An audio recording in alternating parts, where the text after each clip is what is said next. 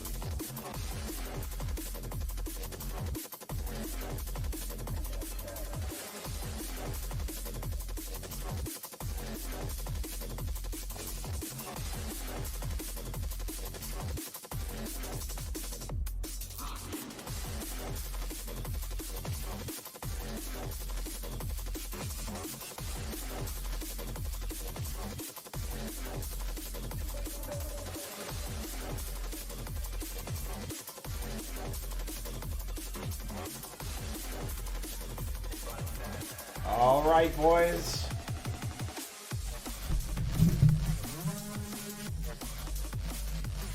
What's up? Holy shit. Some OBS settings got reset. It was flash. There was no transition. It just destroyed. Oh, we fixed that, sort of. What's up, Connor? Hello, Veek. Don't mind my file.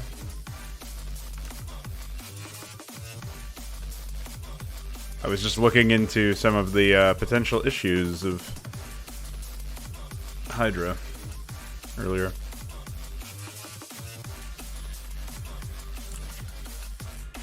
So I will quickly gather my bearings.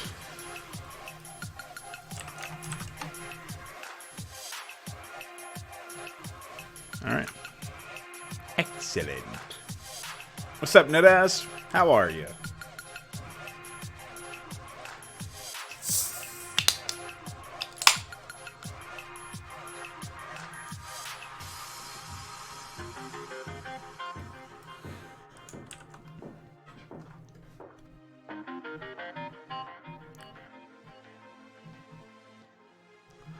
So,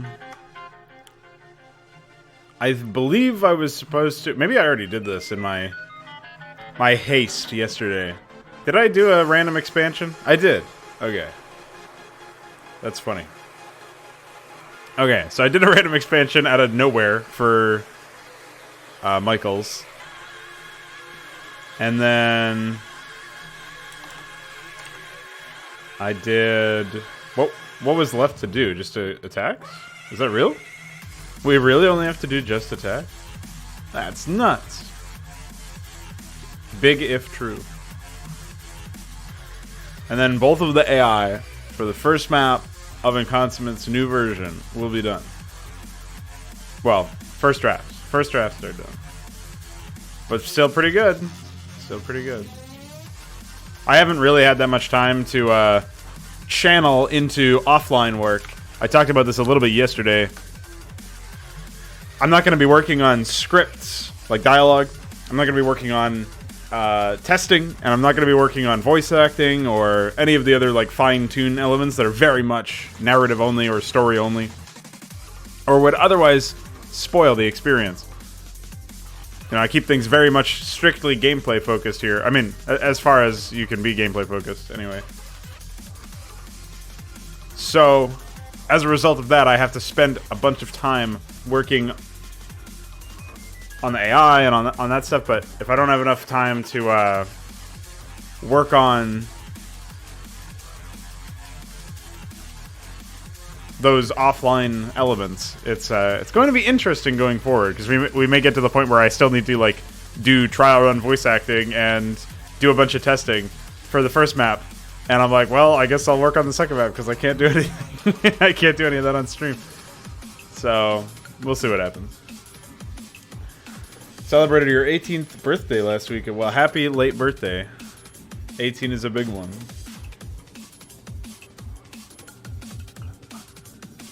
Hope it was fun despite the ongoing pandemic.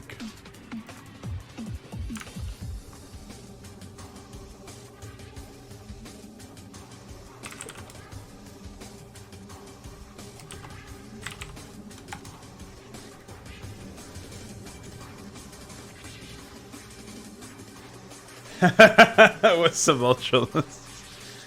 I like that one. It's good. Honestly, this mission is shaping up just in terms of the AI, right? So, I like it. But we are fast approaching the point where I need to do testing before I can do make any changes to that. So I would spend a lot of time on the decorating process, that's for sure. I could do a lot of just Bob Ross streams, Todd Ross walking around with doodads.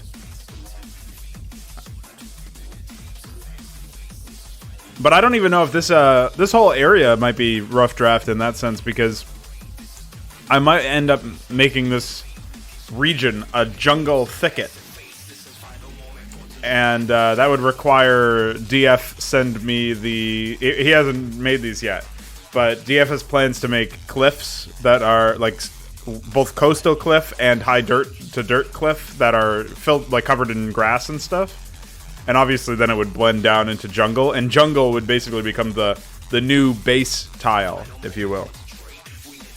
So instead of dirt being the first tile that you put everywhere, it would be jungle, which I think would be fitting for a jungle map, right? It helps set it apart.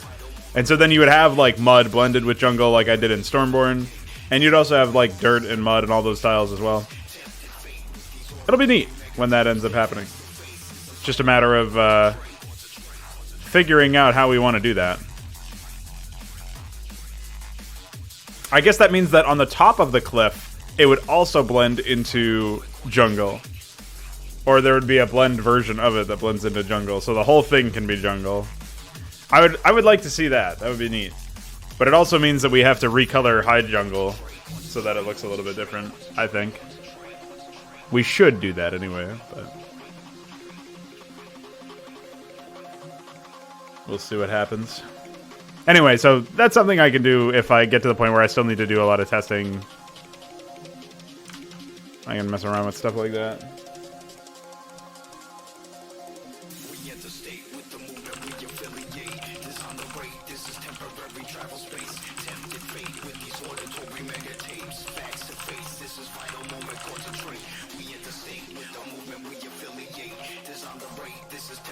So, our path to completion here, since we did everything for the expansions, at this point we just need to do attacks. We actually just need to do attacks. That is so... I'm still in shock about that.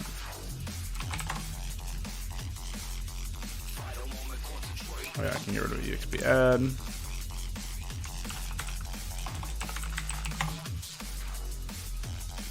I don't think so right now. I think it's completely random, but... I mean, as far as you can see what if you get into their main, if they've built more than one robotics facility, they're definitely Reaver. If they're sticking with one robotics facility for a while, I mean, as soon as you see any Stargates, you know they're going air. If they stick with one Robo Bay, they're probably going air. But yeah, I'm going to update it eventually to be more impactful, and also to not be like just a random thing. It'll be based around... I think I talked about this yesterday. I'm almost certain I did. But the basic idea is similar to how in the Raiders AI has like a couple of different protocols based on how their early objectives go. Like their first goal is to take middle. And if the middle gets destroyed, then they will play safer. They'll take a safer expansion. They'll take the island expansion. They'll build a lot of tanks for defense. Early power spike so that they can drive off any initial offense, right? And the expansion stuff might not happen at all if they absolutely need to funnel all resources into more units. Like if they're getting really far pushed, right? So it's multifaceted, but that's like the basic idea. So eventually Ultramarine will also be using a similar kind of system. I'm going to try to implement it more intelligently, like basically clean up the implementation of it so that it's more efficient on a code level. But the basic idea would be like, if they've not been pressured that much, then like the typical playthrough, they're gonna go air. So Reavers will become rare. Reavers will only happen if they are within spitting distance of finishing an AI enemy, or any enemy, really. If they're if just can't get across the finish line, or they just want to ensure that they can absolutely annihilate an AI or an enemy in the early game, then they'll go Reaver, because that's an earlier power spike. They go Reaver, Shuttle, just fuck them up with Reavers, because like and throw down more gateways, basically.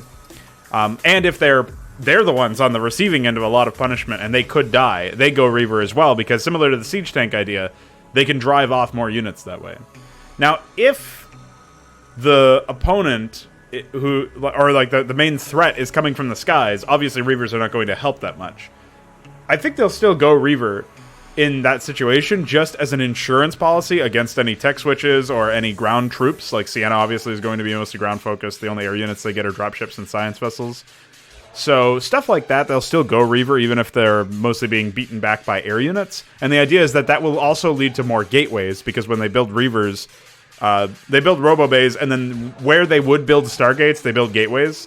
So because of that, they will have more access to like higher Dragoon and Hierophant counts, which will allow them to fight off air units better as well, in a more immediate fashion than having to build up scouts.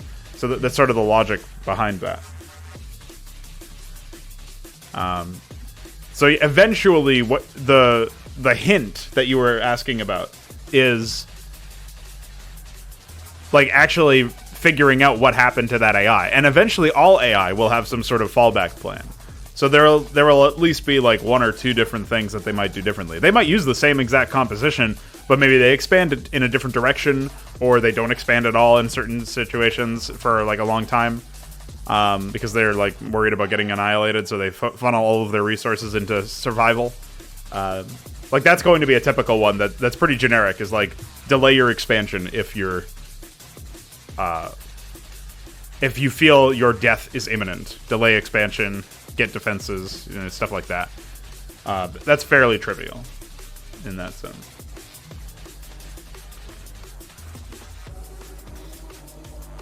But other than that, it's like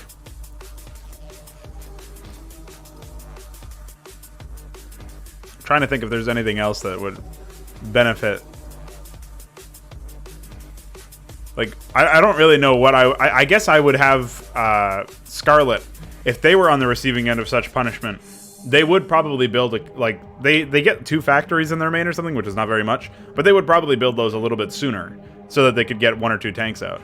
The problem is, like, Scarlet and Sienna are meant to be cooperating, so ideally, if one of them is on the receiving end of a bunch of punishment, the other one would step in and pause attacking or slow attacking and expanding and stuff like that for a short time, and build a lot of defenses to help their ally.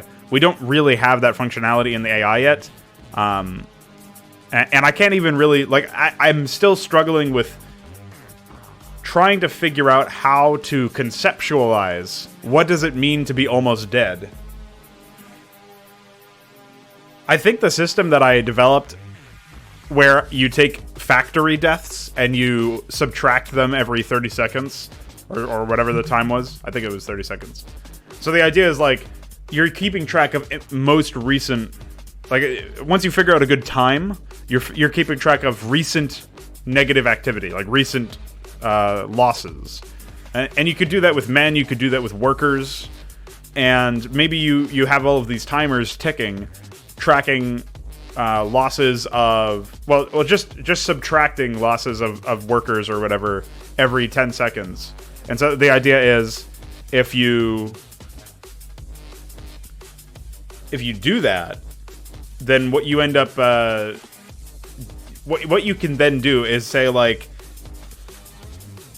if the death of workers ever exceeds like 10, that means that you probably suffered a lot of worker deaths immediately, and you need to slow down on expanding or slow down on attacking or something like that.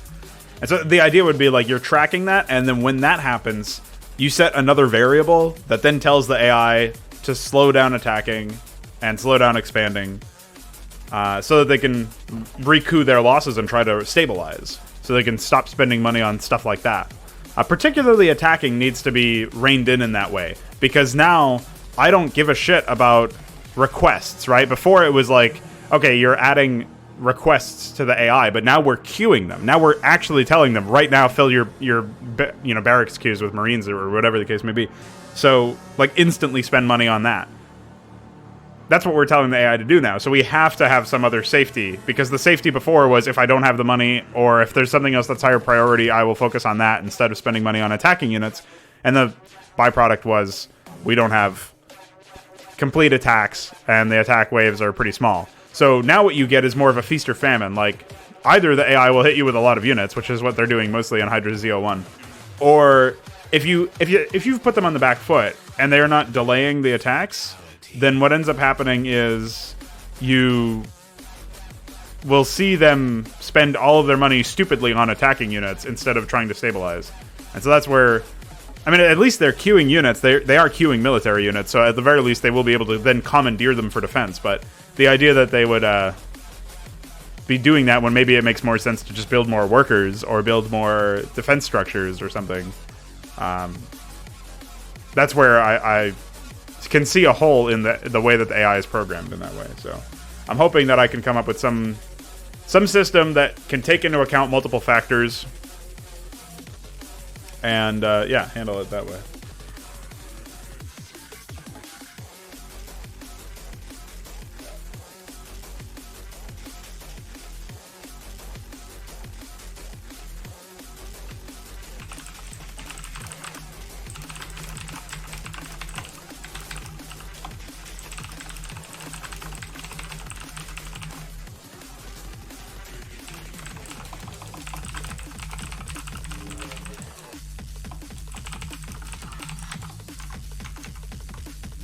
Looking into the warbling issue, or asking questions about the warbling issue, trying to figure that out. All right, so before I do that, I did want to do EXP add. I want to find if there's any. Okay, looks like I removed them all. Oh, that is another thing I should update for all of these. Is find all calls of EXP add and delete them, because they're not necessary anymore.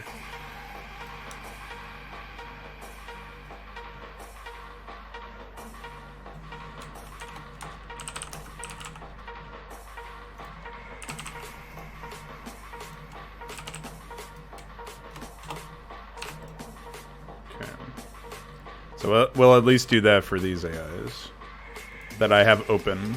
I had these AIs open for the sake of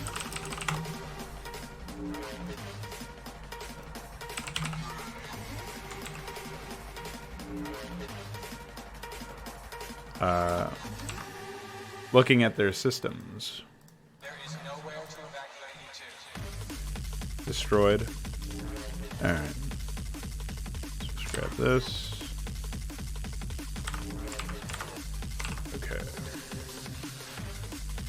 Do I have this stuff in here?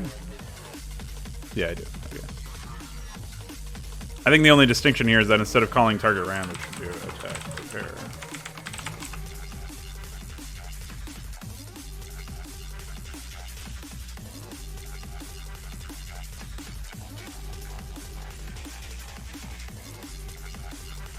Okay.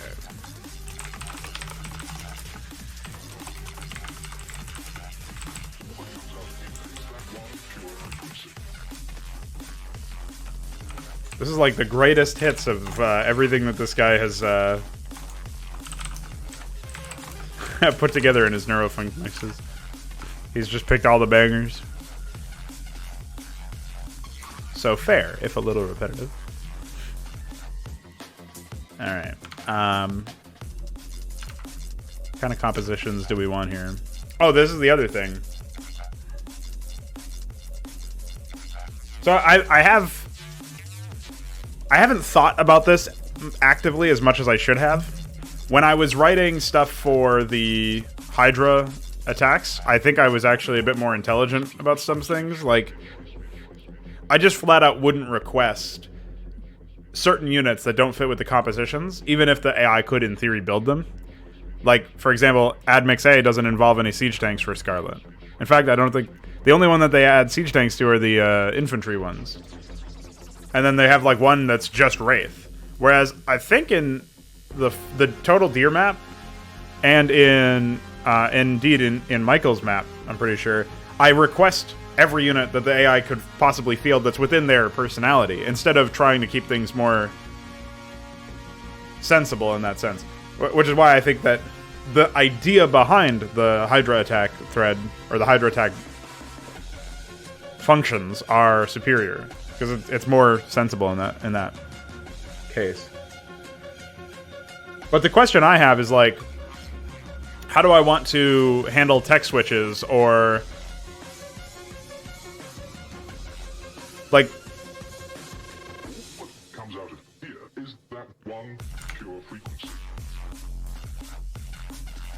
In a case where the AI would add Reavers if they don't have a lot of robotics facilities, or rather, if they do have a lot of Stargates, then in theory they're trying to go air, not Reaver. So how do I synchronize that? Should I just use a binary death boolean, like a variable that will just tell the AI go here or go there?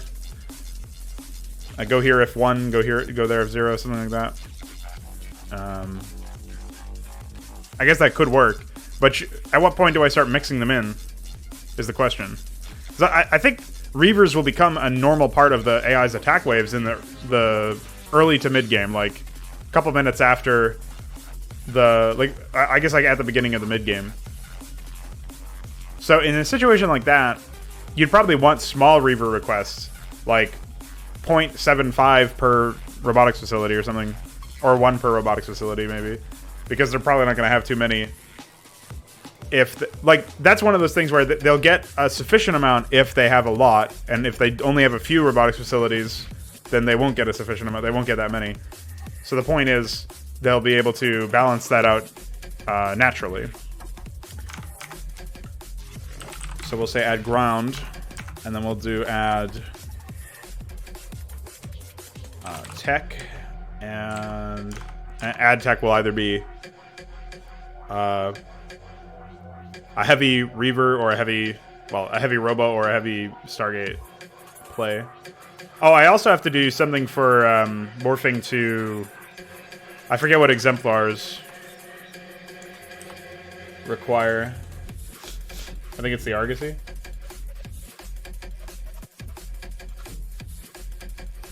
Which reminds me, I have to rename the Starcaller at some point. Yeah, Argosy.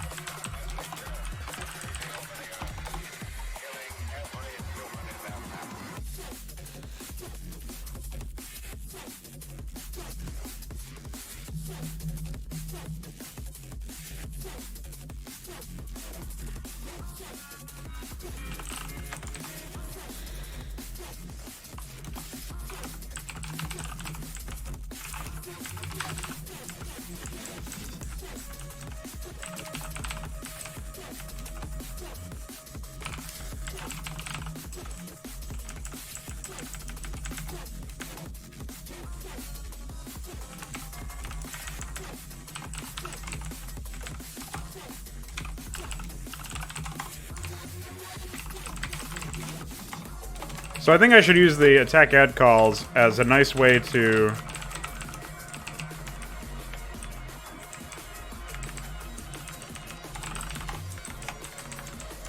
get like the essence of the attack force, rough ratios, and see what else happens from there.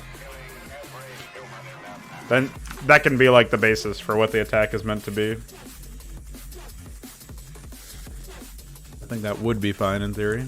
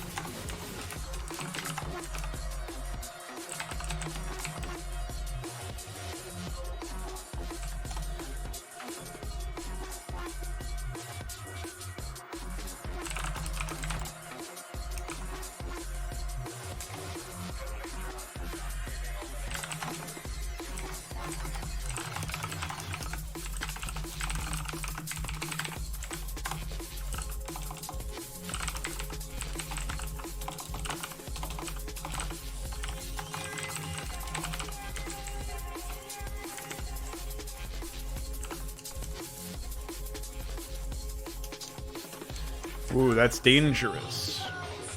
But fine for now.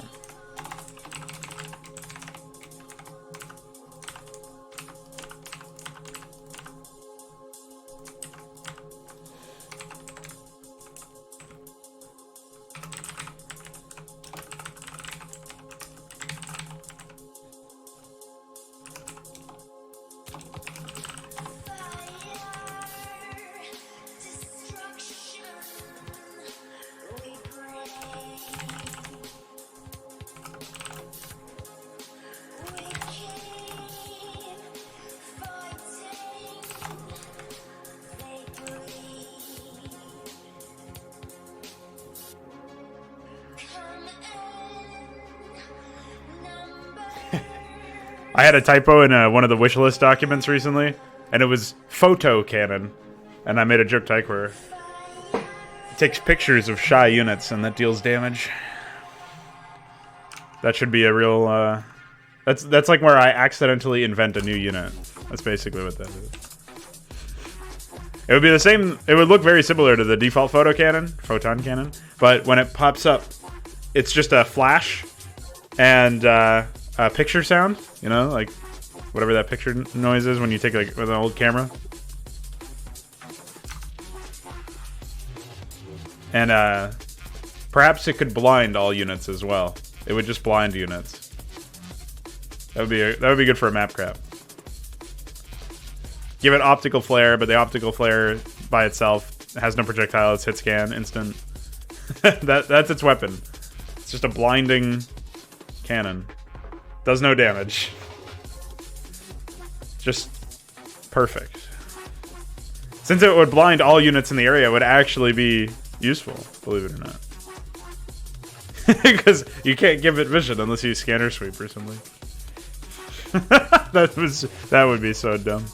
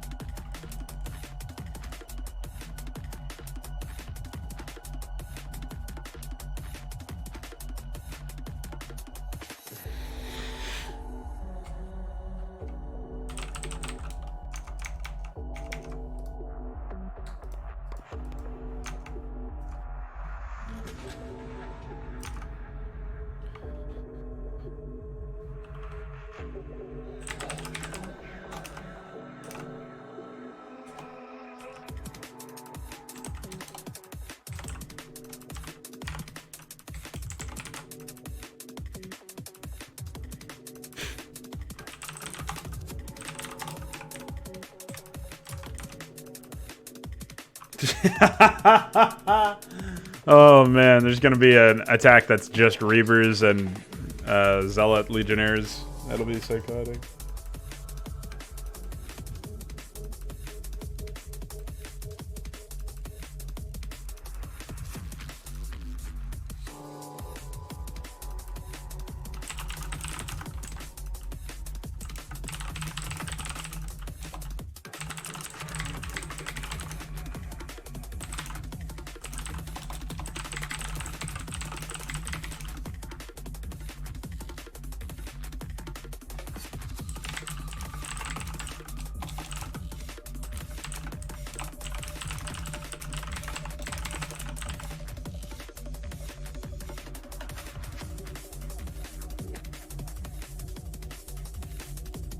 Yeah, over in yeah, in ZO1. It'll be ZO1.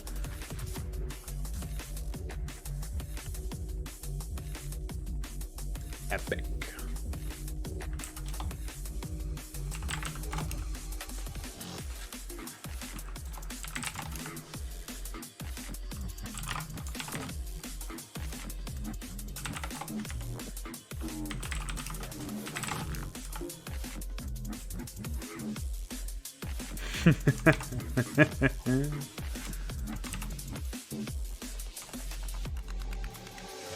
Excellent.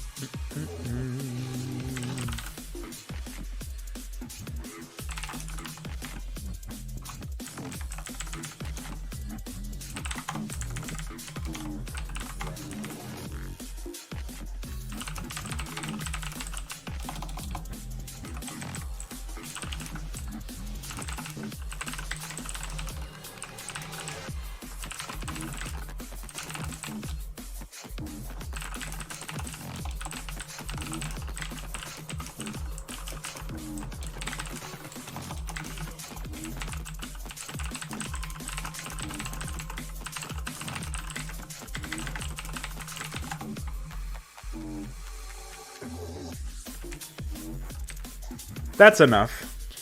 I guess. I guess it shouldn't be any more than 9. 30. I have seen some really absurd Reaver numbers.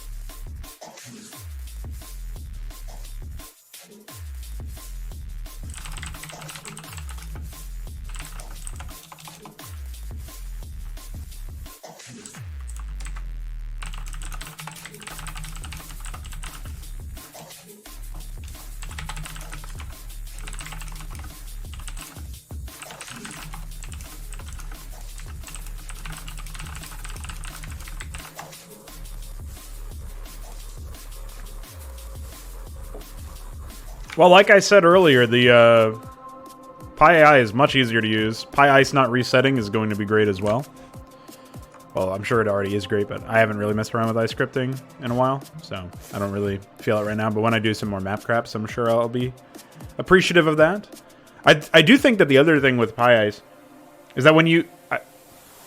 PiIce and PiAI work differently with the way that they function regarding selecting entries. Also, I don't know if anybody else has this issue. When I launch PiIce, it does this. You see how it's fucked up? It does this until I double click on it or I click a button. Then it stops being retarded. I don't know what's up with that. But yeah, so PiIce and PiAI work differently insofar as you can select more than one entry at a time in PiIce. I don't know if anybody uses that behavior or if that could be a toggle, but obviously that doesn't happen in PiAI. You can select it by holding control, whereas holding control here doesn't let you select anything. So I'm just like, I don't understand, like shift doesn't do anything either. Whereas you can shift mass select. I don't know what happened, why there's a disparity. So I don't know if that's something you would be interested in looking into, but if you could make it so that it's exactly like PiAI, where you can select one entry at a time unless you hit shift to select more than one or control to select whatever ones you're clicking on, that would be ideal as a next up. Oh yeah, double clicking works in PiAI, but not in here. So that would be another thing. Yeah, if you just want to basically modernize or update the way that you click around in this and select like entry selection and editing, that would be excellent as a next change to PiIce. That would definitely make it more usable. Otherwise, there's a bunch of little things like I'm pretty sure PiDat. If you go into SFX data and you try to play a sound, it just crashes the program. No idea why, but it looks like it's tkinter again. So I don't know if that's something that you can even fix, but that's pretty epic. And obviously there's the crash when PiMPQ is extracting sound files. Maybe you can at least make it not crash. I know you can't fix it so that it extracts those, but I'm not sure about what that problem is. Because the reason why it's not extracting them is presumably because of some compression that's related to the Shadow Flare work, like the Shadow Flare library. So there's no control anybody has over that. We would actually have to have Shadow Flare work on the program, I think, in that case. And there's no way that she would do that when there's already working WinMPQ and LaTeX.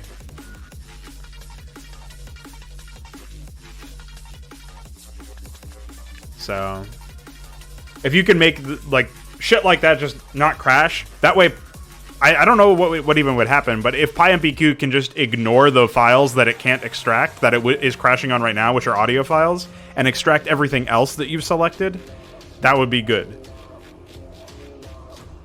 And then just like pop up with an error message that said the following files were not converted, or some files were not converted, or not extracted rather.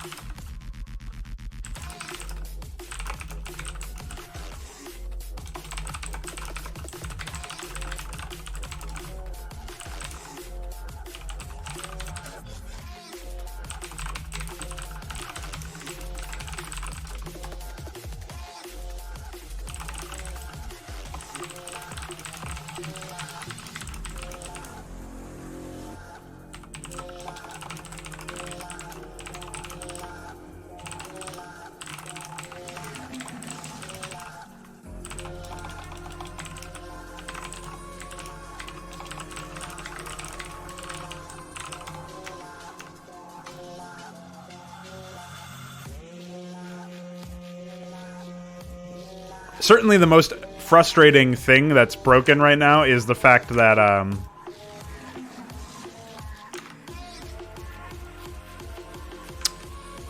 we have this issue where the PiGRP issue, but I vaguely recall you saying that that was beyond your ability, or maybe you didn't know what the problem was right now. Or no, I think you said you were going to try something related to compression, but I'm pretty sure it has nothing to do with that. But maybe I'm wrong about that. That's definitely the most destructive issue right now, because it forces us to use... We still have to use PiGRP for organizational purposes and previewing GRPs, but we can't use it very well. We can't use it completely. So it forces us to use two tools instead of one. It's not like... I mean, I guess it's sort of like PiMPQ, where you use PiMPQ until you can't use it anymore. But the cases where you can still use PiMPQ entirely are pretty high, whereas PiGRP cannot be used at all. Like, it can't be used solely, ever. Unless you're reorganizing a bunch of frames or something. But just saving GRPs with that program is enough to require you to open it and resave it in another program, which is pretty bad. That would be the main thing.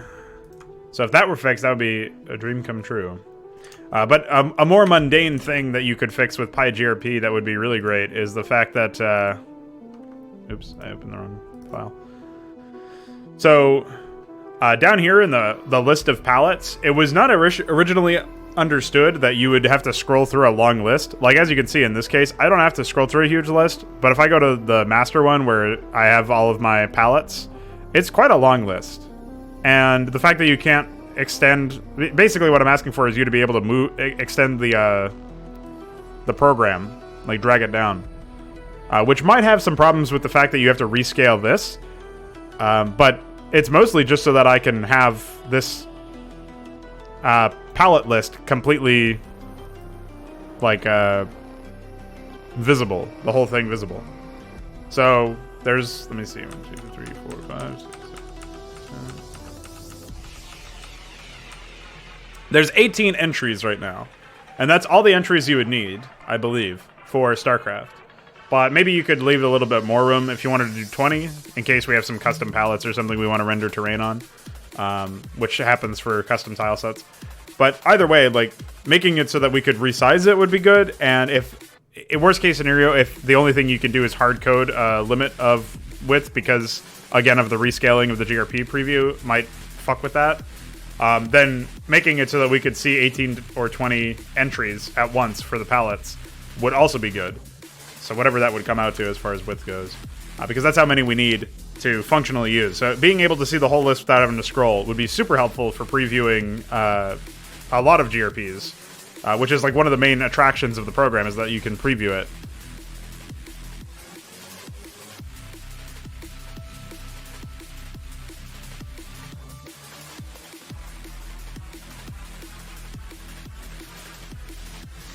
Compression is lossy, and non-compression function is broken. It might be. It might be the case. I'm not sure. But I figured it was a tougher thing to fix, for sure, than what we might expect.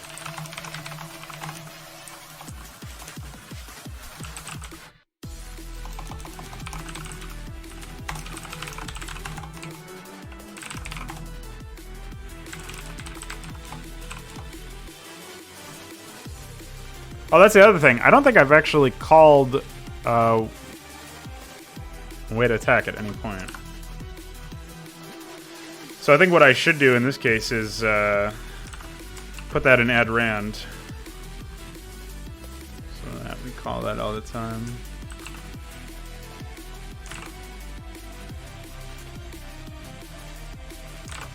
There we go.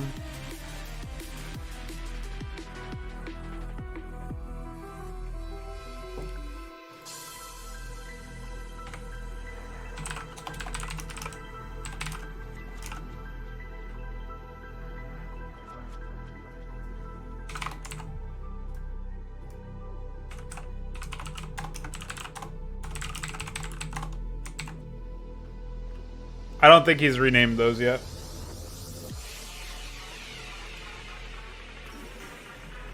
I mean, he's been working on like tons of different shit. But yeah, for now it's still I'm still using the aliases. Eventually we'll get something done. I don't use Q, so really the only thing is the upgrade for me, but I would just mass replace EXT upgrade with whatever the new one is, thankfully, so it's not too difficult for me to update my scripts for that. Although, I guess you could keep that alias for now, anyway, and only have to update it in the future if, for whatever reason, EXT upgrade is not a good alias. Because I find it more convenient to type EXT upgrade instead of, like, EXT underscore upgrade. I know it sounds very silly, but the underscore is a harder key to press because it's like shift minus. So. But I assume that's what he's going to rename it to, though I don't really know.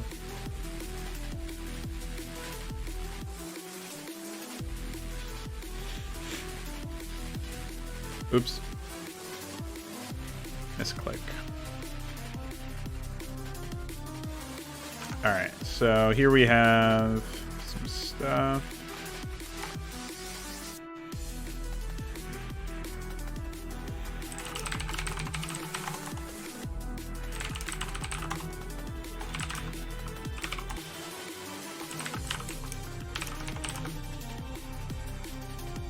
So, yeah, it's going to be at ground for a while, I think.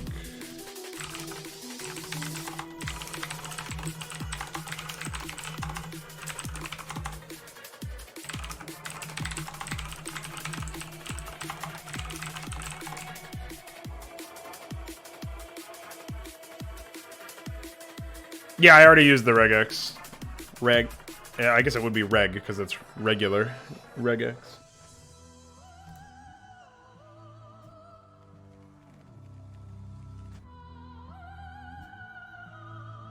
I don't.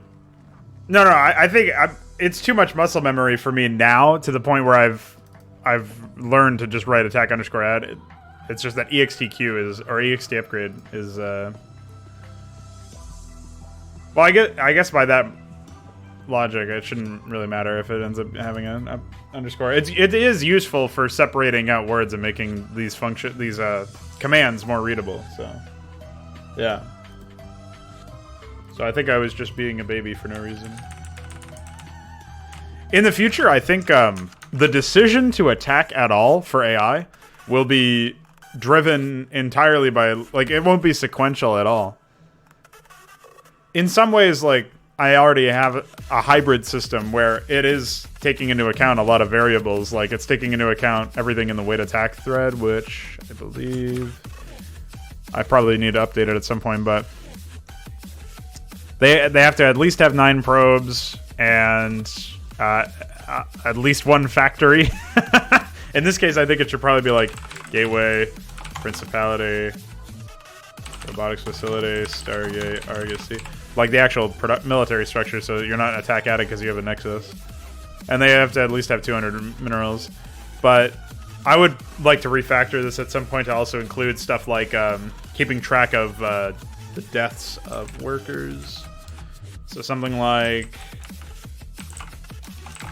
deaths 13.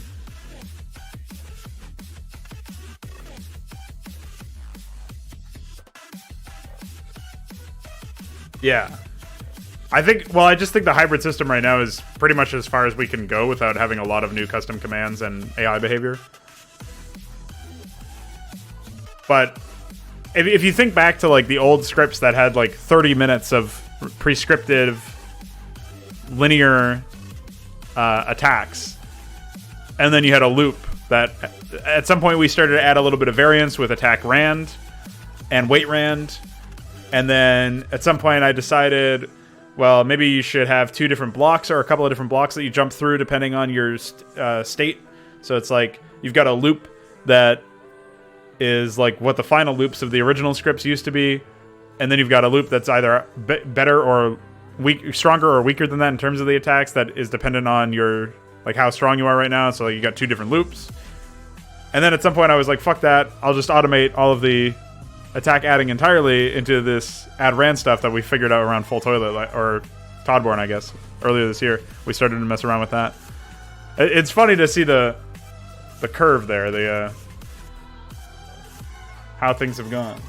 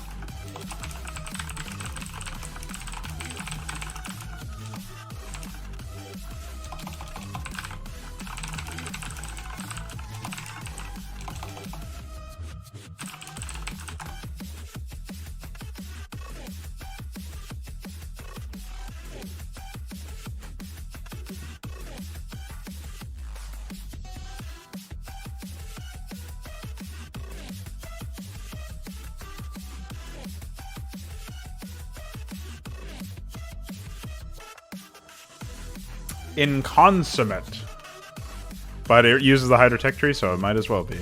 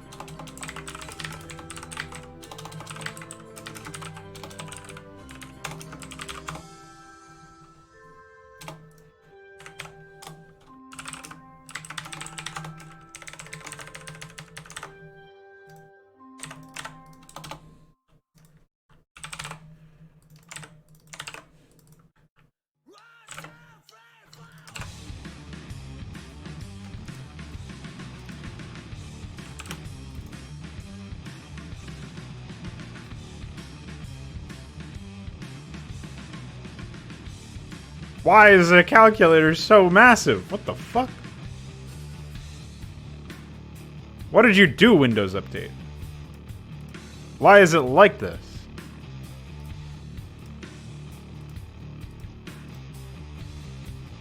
Jesus Christ.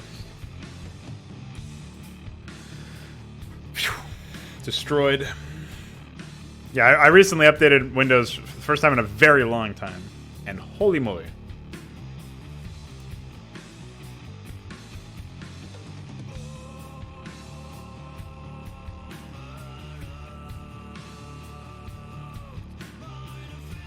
Alright, what was I even looking for?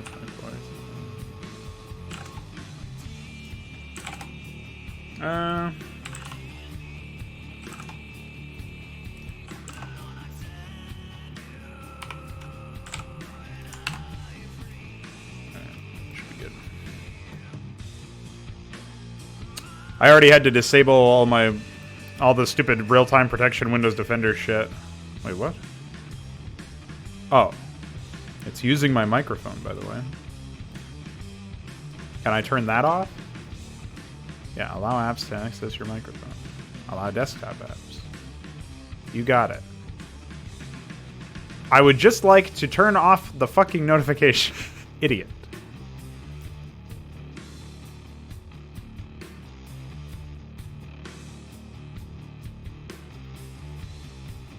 Alright, bye. I guess I can't. It's over. Well, the one thing that was nice is that they finally made it... That update made it so that I could make a dark theme Windows Explorer. But at the same time, the contrast of this is a little ridiculous. Like, they should have tinted the text a little bit. And they should have probably desaturated or lowered the brightness of some of the icons. I'm thinking like 80% for both of those. But I don't have control over that stuff, so I can't do it. So instead you just get this really annoying contrast.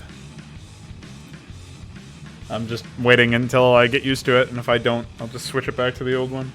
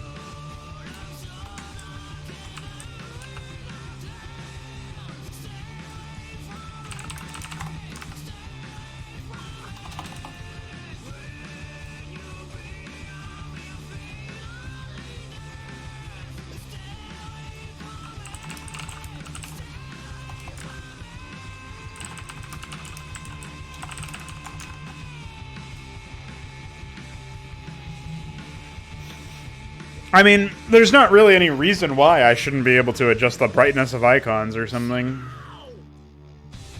So, yeah. It's just dumb. Also, the fact that it only works for Explorer and not for other... Microsoft apps and not for everything seems a little odd. I vaguely recall DF figuring out a way to make everything dark theme, but I don't remember. And, of course, as soon as I updated Windows Update... It then has more Windows updates for me, so that is very silly.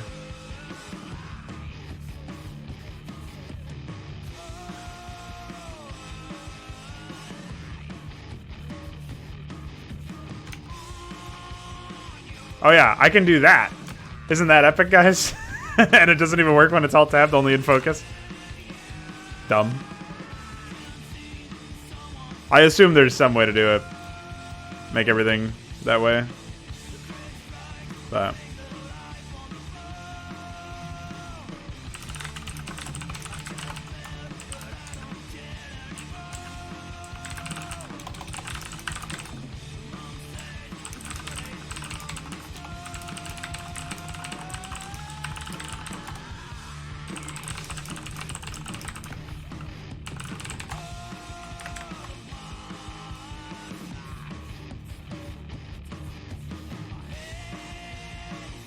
what's up, Alexander? Thanks for your feedback on the Vizorgo 1 map. Usually I only get feedback from Connor and Ultralisks, who are steeled enough veterans of my maps that they usually don't die. But I guess Connor has been dying sometimes if he plays too greedy, which is good. So long as the way to win is actually about playing well and not some map-specific gimmick.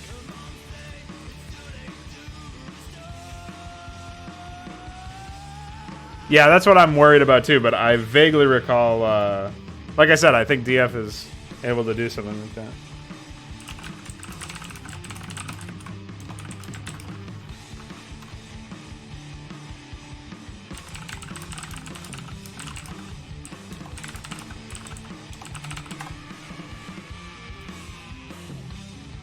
I'm surprised there's no way to do that for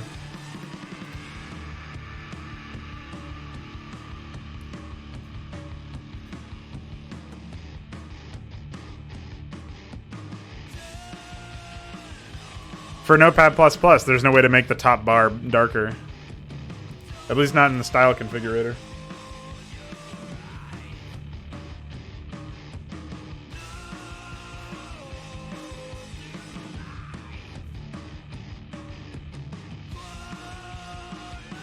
Right, yeah. Well, I think that some maps are going, or some personalities, right?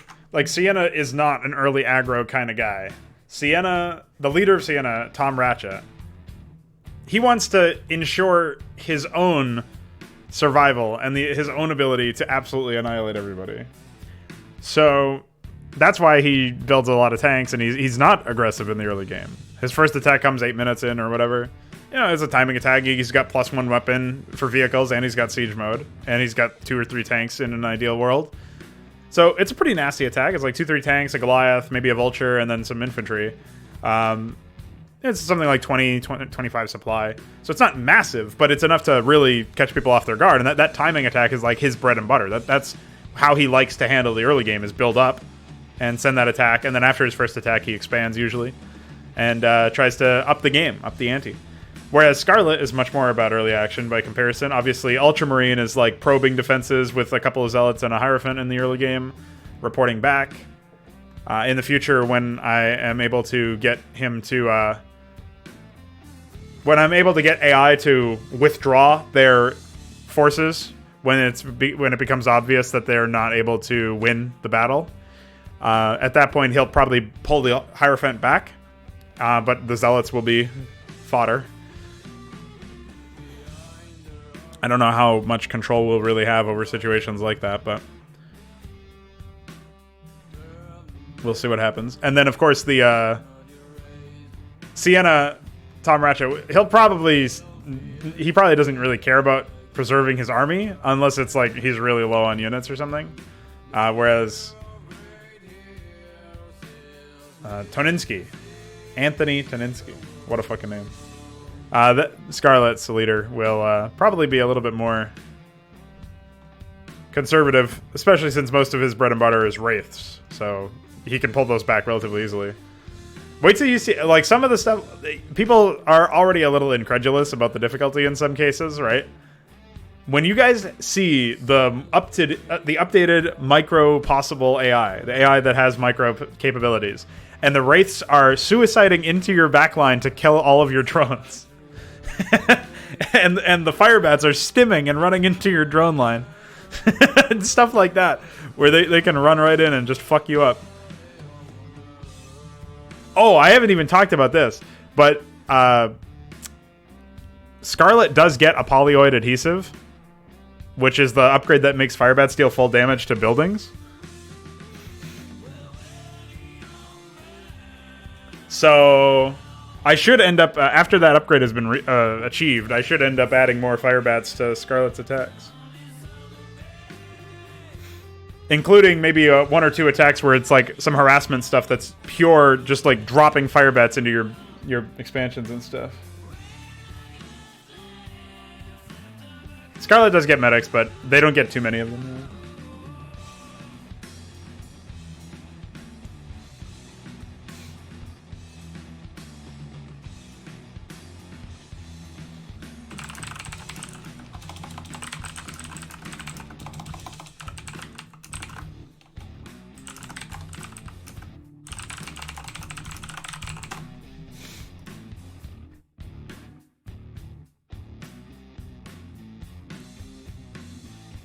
Fear that heavy tank focus on tanks will funnel you down to building only mutas in the late game. Well, if you just build Zerglings and Vorvelings are tanky enough that they can withstand the punishment of the early tank barrages. Like, I think they take 2 tank shots to kill, even with the +1 weapons and no carapace. I could be wrong about that particular upgrade combo, but I'm pretty sure that works out. And so because of that, it's actually advisable if you want to spam out Zerglings in the early game to defend yourself. That's another option.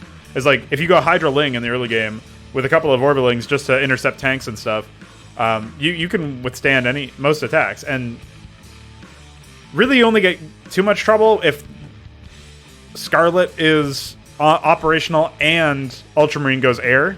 Then you don't, like, Hydras are not going to be useful enough unless you have a really huge number of them, but then they get picked off by like the zealots that come with the ultramarine air attacks, and obviously tanks. And so you just have to hope that your Zerglings can buy enough time. So like that composition probably doesn't scale very well into the late game, but I believe Guardians are enabled in this. I don't remember if I did that yet, but I intend to do that at some point, enable Guardians. And that way you can pick off stuff like Reavers, siege tanks in the late game once you get enough. I don't even know, maybe I didn't even enable the Guardian Roost actually, so that might be fake news. But that will be something that I do.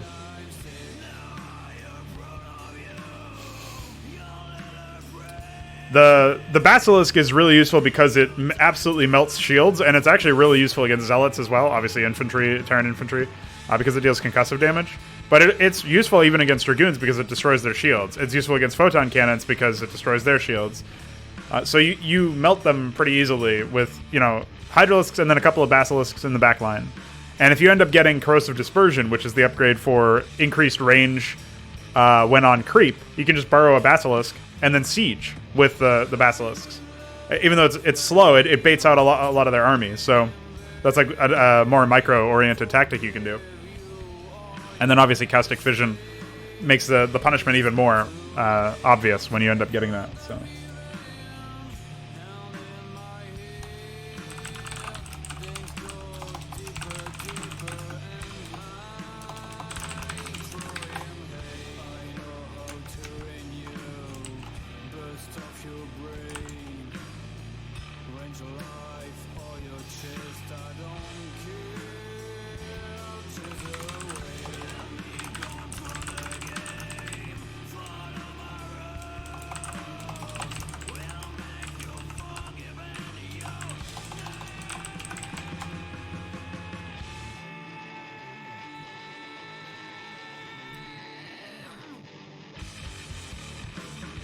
Yeah, I mean, that's basically what I told Connor, is I can't watch all of them because I don't have the time. So if you can flag certain ones for me that are more standout in some way, that would be good. And it's fine to upload them all because somebody other than me may watch them. Like maybe Iquare will watch them at some point just to see how things go, or somebody else will watch them out of interest. And it is better that way. It's just I can't promise that I'll watch them all is the problem. So I can't promise they're going to be useful directly to me. But that's okay.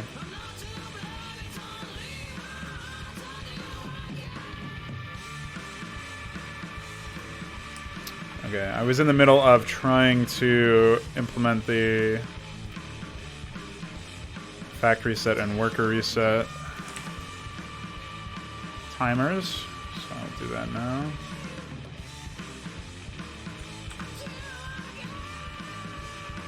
I just have to do factory reset.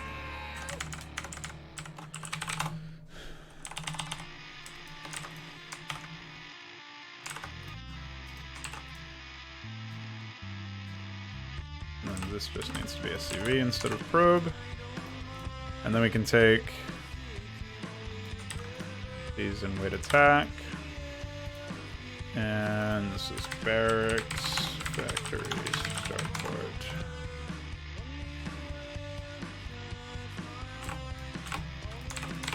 Okay. See you later, Alexander. Oh, you don't have to ping me necessarily. It's just like, if you see something that you think isn't, warrants my attention, like there's a bug or an AI performed really well or something noteworthy, then send it over. If you just describe what your run was like you post the video link and then write, in this video, this happened, or in this run, this happened. That will give me the opportunity to say, oh, okay, well, that's interesting to me. I'll watch that. Or, okay, it sounds like I've already seen a video where that happened, so I'll skip that one. So just doing that is fine. Like basically describing what happened in the video, will be useful. Veek asks, what does it take for a pathway to be interesting? So a pathway. It really depends on how you quantify it, or qualify it, I guess. Because you could, in theory, call any point between two areas a pathway, but then it's like, if it opens up in a lot, just look at the player's main and Inconsummate's first map here. So if this low strip, this dirt strip down here in the bottom, the low ground, I would consider that a pathway. But the problem is, it also opens up into a pathway over here, and then a pathway over here, and then a pathway over here, and all of those lead into the Zerg base. So there's multiple angles of attack, you could say. And then obviously down here, you've got 2 bridges that lead into the middle. And so there's 5 other points where this long pathway, this corridor, if you will, gives you opportunities to flank and turn around and move around. And so you can't really say that one pathway is a problem. Like it's very, or rather, I would say it's very rare to be able to point to an area and say this pathway is problematic. It's more that there's good or bad attributes of chunks of map design. So it's more about like how one pathway is affected by all of the other things that are connected to it. Because you can also conceptualize the path from, say, this ramp up here, this northern ramp. If you conceptualize this path as something like this, where it goes like there's a path from this northern area, the reverse ramp up there, to the middle, and that path that the player takes to move from one area to the other, like, do they have other options to flank or move around? Can they, can they do a feint where they move one way and then they surprise by moving another way? I mean, in many respects, it's similar to the utility of a pathway in an FPS, like in the Counter-Strike map analyses that I've done. I talk a lot about how there should be interconnectivity, generally speaking, because not only does that allow for macro rotations where the whole team is going a certain direction, or many members of the team are going a certain direction, and that's part of a strategy, but it also allows individual micro tactics of players in the middle of gunfights or in 1vx scenarios or in clutches where they need to make a rotation, they can make a rotation, they've got X amount of options, they want to keep their options open, but they decide to commit to a certain one because they think it's the highest value target or whatever, the highest chance of success. If you leave options open for stuff like that, then that's better. And then only once the player makes a decision should they then have to adapt their decision making, right? And so if the decision is made for you because there's only 1 or 2 areas that you can go from a certain part of a pathway, a certain part of the map, that can be a problem. It's not always a problem, though. Like, it's important to say, you shouldn't make it so that there's, like, if you take that idea to its extreme, then, obviously a very comical extreme, you could make it so that the entire map there's no terrain that blocks movement, and there's not even any height differences. Or if there are height differences, you can enter from any point, so there's no cliffs, it's just ramps. Like, that would be silly. And so it ends up being a balance in that case. And so a good example I have for this particular map is the fact that this blocks off the pathway that would be there between the ramp high ground area over here and the start location that's in the bottom right of this area. And so if you want to get at this base, I am funneling you down certain pathways. But I'm giving it enough of an option that it provides There's an element of skill expression that goes into moving your units in the tighter ramp, which obviously has less maneuverability, and so it's really only useful for small units and can be walled off easily. Small groups of units, I should say. Or you can go down here for also a tight ramp, but it opens up into a more open area. Or you can flank all the way around down here and go into the area that supports more large army movement. And it's no coincidence that I've decided to make this the large army movement area, because if you conceptualize this as one large pathway in a right angle, right? So we go here, here, here, here, and then all the way down here, right? So basically like this. Then you can see where large armies are still supported to move throughout this whole area, but I have access points where small armies can get through and move around, right? So, that the utility of it is going to be borne out by having people play it and then give feedback, and having myself play it and essentially iterate over it on that end. Right, fights can happen everywhere, and that's one of the reasons why it's so important to have enough maneuverability around the...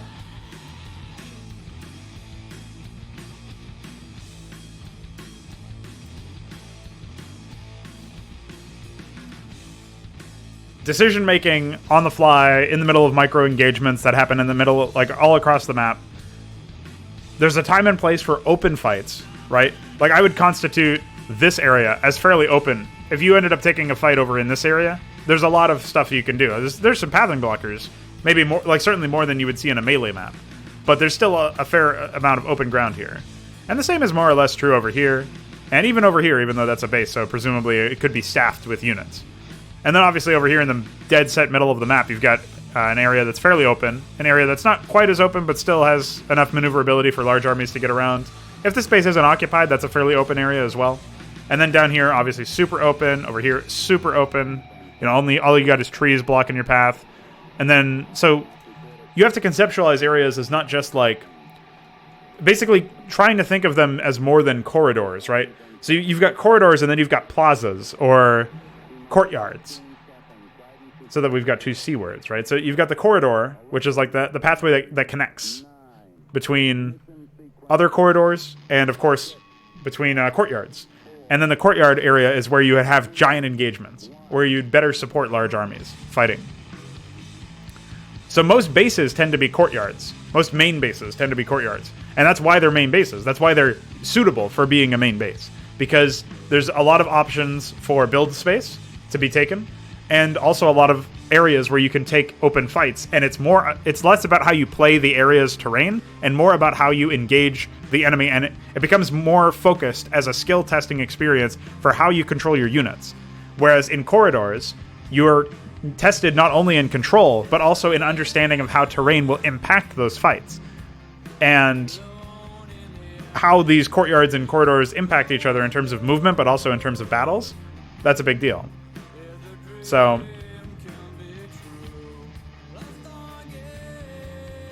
I think expansions, I went into detail about this. You probably already read this.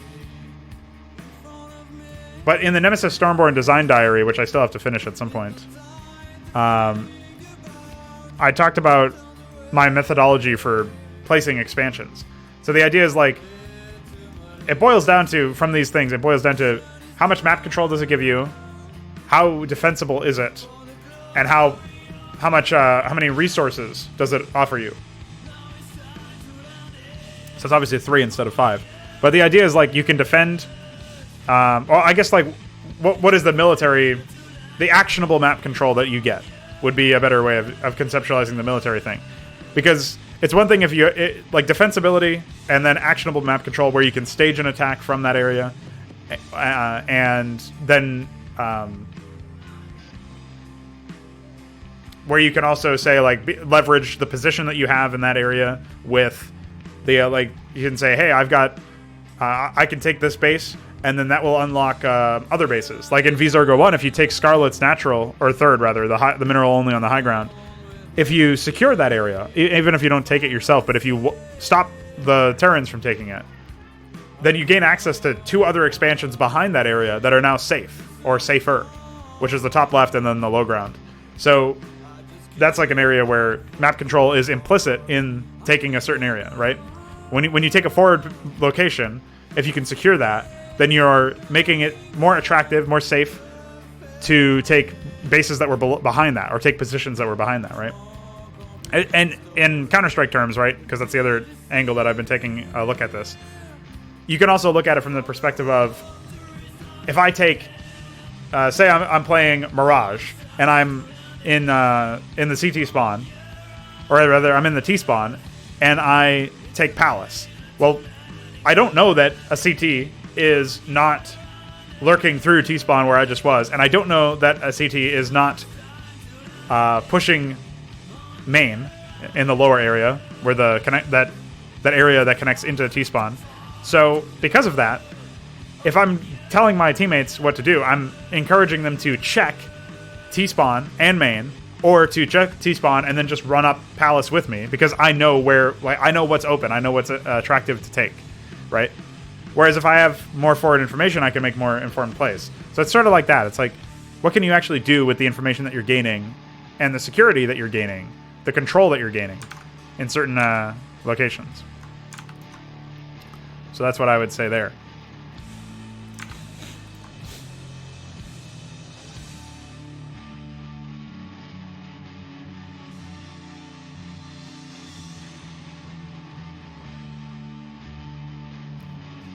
So, because I brought up the expansion text that I wrote about in the Stormborn Diary, because it's a way that I think adequately crystallizes the idea of balancing, like you said, value with weakness.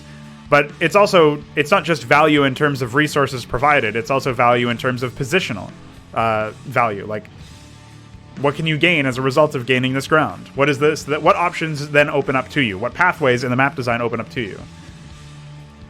And it should be noted that I'm not like, in a philosophical sense or whatever, when I'm making a map, this stuff is mostly in the background subconscious, and I do a lot of retooling. I do a lot of editing. I didn't really talk about this. It was a couple of days ago when I did a lot of changes to the map. It was on stream, but I didn't really actuate what I was saying, like talk about it. But I added a ramp up here, which means that it's just one more area that you can gain access to this area from. And I added a set of stuff over here, a ramp here and a ramp down there, and then I moved the minerals around. And that idea is you can flank around the Protoss base if the Protoss is there, right? So I just added a little bit more connectivity and a couple of other small areas that you can move through, because the idea is you're balancing again between large and small army movements, what's possible, and you're giving more positions for players and AI to exploit in certain instances. But I think those are the only two changes that I made.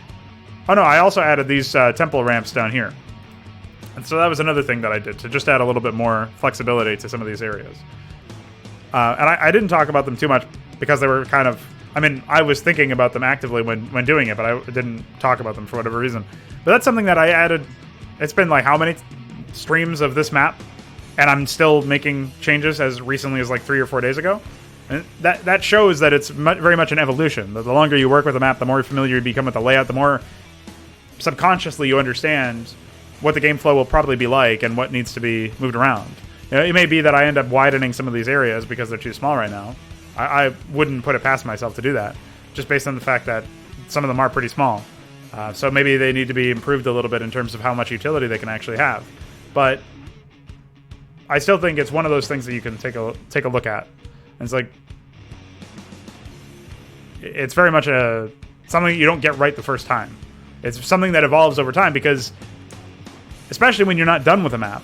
So you remember how I was talking about this strip of land? It brings us full circle in this conversation. This strip of land down here is uniquely valuable because it provides 3 avenues into the Zerg base, 2 avenues into the rest of the map that are like one avenue into this right side area and 1 avenue into the left side area that's on the low ground, staying with that level, and then 2 avenues into the main. So that one strip of land connects 7 different areas that you can take. Now, yes, they eventually funnel into similar areas, like 3 of these funnel into the same region in theory, and then the pathway opens up again. It funnels into the courtyard, and then then you've got 2 corridors over here and 2 areas over here, or 2 pathways over there. And then obviously these 2 both funnel into mid, which is the big courtyard of the map. But it ends up, it's like a peak and valley, right? Or hill and valley. The hill is... Well, I don't know how you'd conceptualize that, but the bottom line is like it's not ever straight. It's up and down. So it's open area, closed area, open area, closed area. Like the pathways converge and then they open back up again, depending on where you are in the map. So in some cases you may only have 1 or 2 options that you can take. You should never really have less than 2, I think, but in some cases, you'll have a small handful of options. And in other cases, once you take those options and you move down those pathways, you'll have way more to take. And so the utility of this understanding is you can then use that to decide, hey, I'm going to, my map is going to evolve over time. And if I end up having this strip of land right now, it doesn't connect to anything yet because I haven't made the rest of the map. But when I do make the rest of the map, it will eventually have more value or less value than it does right now. And I've got to decide whether or not that's a definitive thing that I want, or if I need to tweak that and add more value to it, or take some value away because it's too strong or whatever. And so because you're conceptualizing it as like a process that's not done, like as soon as I paint this dirt path, that dirt path does not have most of the value that it will end up having. Nothing is set in stone. And so I have to paint all the details around it. And then even once I have a pathway that this dirt path can connect to, like say I paint this high ground plaza, this courtyard, for this corridor to connect to, that still doesn't show me all of the value of the corridor, because I still have to then connect this courtyard to the rest of the map. And then I've got to connect the other areas that this corridor, this dirt corridor, will eventually connect to. And so you shouldn't feel uncomfortable about making your map, because you don't know what your map is going to look like. You shouldn't feel uncomfortable making quality designs, because for one, you need iteration on that anyway. You need to like take your time designing the AI for the map, and then envisioning like what the battles are going to be like and where the main points of interest are or whatever. And then you need to say, well, based on what I'm thinking the game flow is going to be like, based on this rough draft of the map, these are the changes that I'm considering making. And, you know, then you get into a whole different topic of like, maybe I shouldn't do a lot of decor yet, because that'll add more time, more work that is going to be making me resistant to making more changes in the future, because I already did all this work and then I've got to rework the area. I don't even worry about that personally, but I know that some people have that problem. And so that would be something to worry about.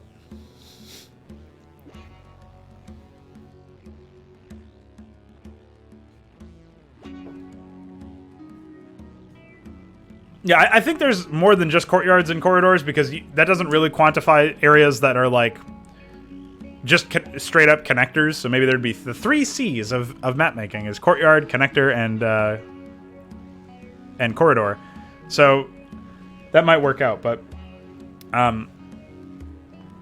alternating Z is nice just because of the fact that it gives you a lot of it just gives you more options for positioning in the middle of fights. But you can't make it so that the Z is too close to each other, or always too close to each other, because then if the area is too rocky in terms of Z, like too mountainous, for example, then what you'll end up dealing with is an area where you don't have enough courtyards, so you don't have enough big areas to fight in, or large areas of map control to take, or whatever. What you might benefit from actually is looking up melee map balancing, or not melee map balancing, but just opening up some melee maps. Because I think I don't actually know if I have any of these unprotected. Okay, well, I don't know what the fuck this map is, but oh, it's probably got Brood War, remastered shit, and I can't open that. But basically, if we just look at this based on what we see here, right? Like, without getting too in the weeds about it, because again, we can't really take a detailed look, and it's obviously a very ugly map.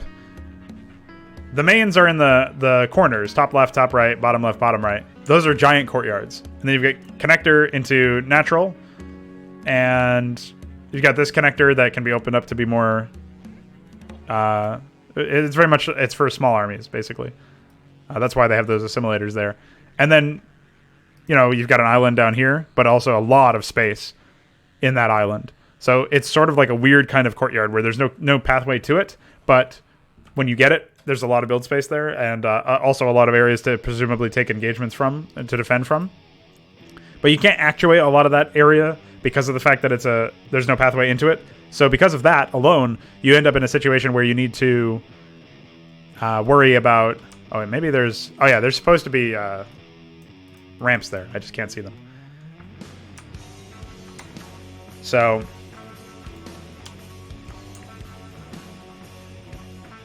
forget what I said about the island, but you know, you got giant courtyards with small bits and pieces breaking things up. Those are where the battles are going to be had most of the time. So melee maps are usually very simple. They need to be learned relatively easily.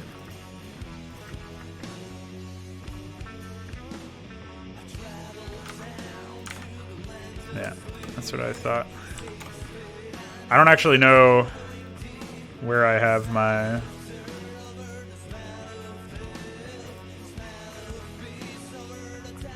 Oh, well, they were kind enough to give a map image, so I can't open an SCM draft because it's protected, and I don't feel like I'm protecting it right now, but here's a map image, which includes the ugly-ass ramps that Blizzard so kindly gave us. So this is a 3-player map. You can see corridors in the main, or in the middle, and then you've got courtyard. The main each main is a courtyard, and then you've got this low-ground courtyard that's like sort of a corridor, but open enough that you could conceptualize it as a courtyard, and even has like a lot of these ramps over here to make it super pathable. In this case, you're just elevating Z and also taking an expansion in theory with the middle ground area. It's not high ground, but medium ground. And in the middle, you obviously have a giant courtyard, but you'll notice that it's actually walled off with mineral fields that you can mine out, or disruption web, or side disruptors that you can destroy. And then so actually most of the interconnectivity of this map will be done in the outskirts, and you only really take engagements in the courtyard here in the probably very late game if it gets to that point.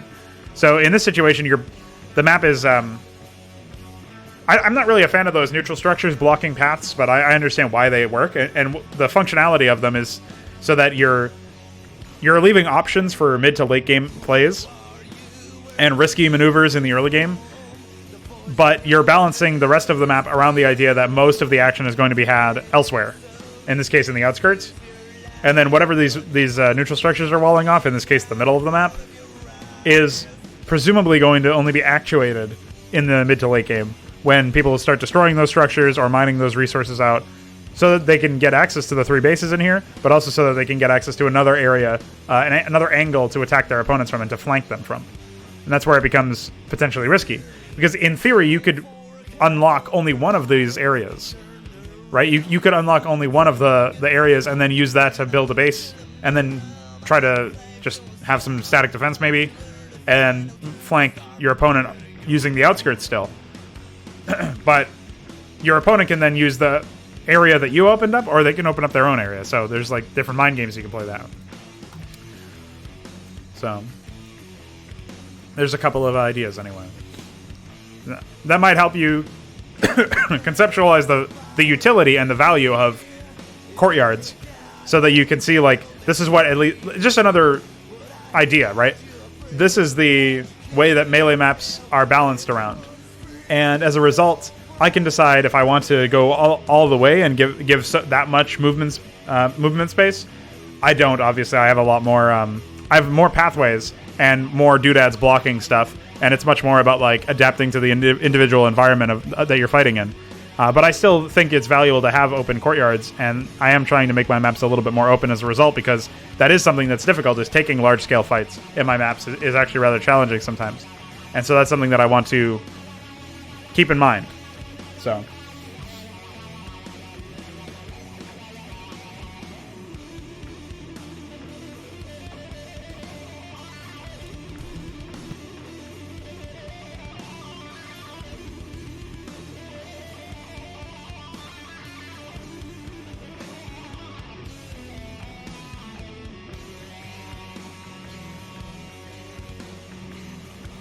well, do you remember back to the original design video that I did where I talked about pathways and assets?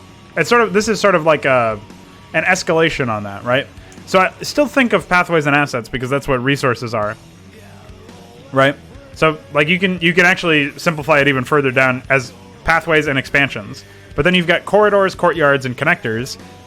Corridors simply are bridges between two connectors, and the connectors could lead to other corridors, or they could lead to courtyards. And so, in theory, courtyards can connect to each other as well. Corridors don't have to be in the picture. You could have only open areas and connectors are more than just ramps. It's also like small areas. Like, in a way, I would actually quantify this not as a corridor, but as a connector, because it's kind of too small to be considered a corridor. It's too, like, the distance traveled is not that significant. This whole area is mostly a connector between the main base on the top left that can be used by the Protoss and the Zerg sphere of influence. It also happens to be an asset in the form of a mineral only. But of course it's valuable based on map control because it is a way for you to anticipate or respond to enemy threats. So there's that as well. But yeah, I wouldn't say that it has to be connected to a lot of courtyards or a lot of connectors. I think as long as there's 2 connectors that a corridor connects to, it would classify as a corridor. But a connector itself isn't just a ramp or like a set of cliffs or whatever, or a bridge, right? It's more about the area in general. So that's where I would actually encourage you to think more about like Counter-Strike terms. Like on Mirage, the connector callout speaks to the area of stairs where you have between mid and A. But then if you look at like, I'm trying to think of other connectors that are referenced. So overpass connector really speaks to the whole area of the drop from on T side, the ladder drop into connector, and then obviously the door that leads into B, and then there's the staircase that leads to A. And so that's like a much larger area than the Mirage connector, right? And then obviously like cache connector is, and there's the cache connector and the train connector, and those are also very small as well, more like Mirage. But overpass is a nice example of the contrary, where it's much larger and has much more gameplay space, and you can actually take medium scale, small to medium scale engagements within that space entirely and within the surrounding areas. So it's more about the gameplay space created by the area. And I would say like a corridor, maybe it is better to conceptualize a corridor as requiring more than just 1 or 2 connections. Because maybe a connector is the actual space that connects 2 areas of the map, be they corridors or courtyards. Or other connectors, perhaps.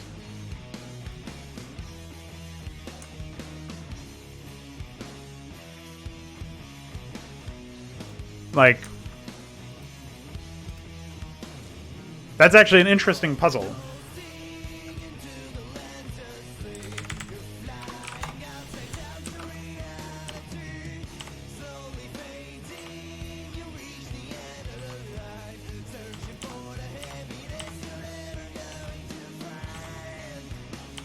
So give me a second. I'll try to conceptualize that for this map. Maybe giving a concrete example might help. It'll help me to explain it in the future as well.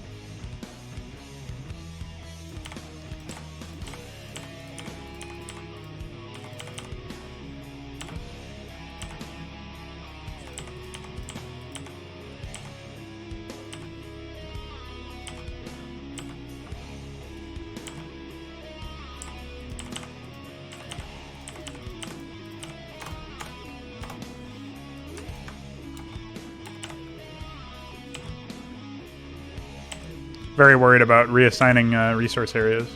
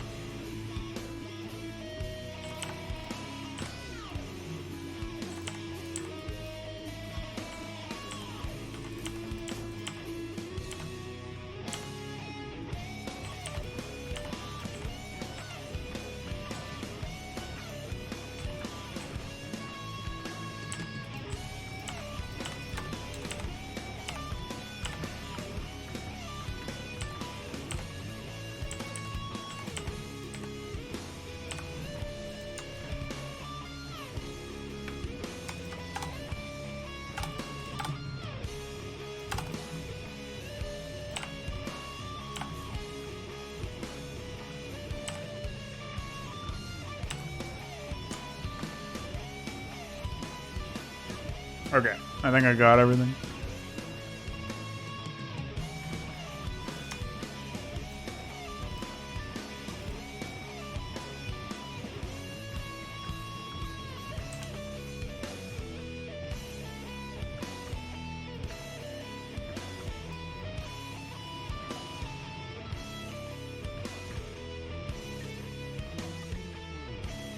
Yeah, that's why I think it would be useful to conceptualize or to more swift, like more explicitly conceptualize what a connector actually is. Because maybe it's better to conceptualize corridors as requiring a certain number of connectors, or maybe it's better to conceptualize corridors as not requiring anything, and connectors actually should just be considered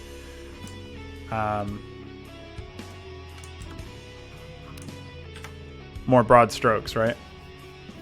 So first we'll identify courtyards.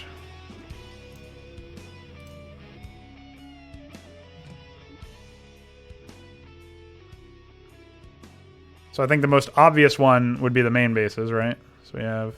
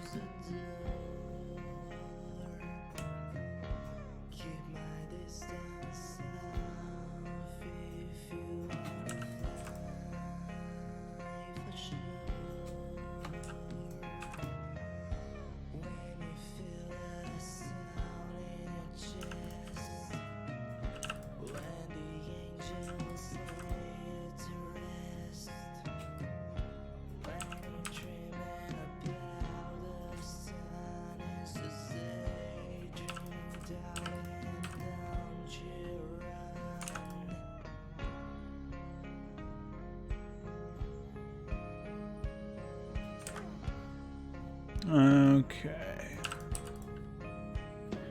So I think I've got most of the courtyards anyway. I think we would all agree about this, right? Well, maybe this long stretch over here would be better conceptualized as a corridor, actually.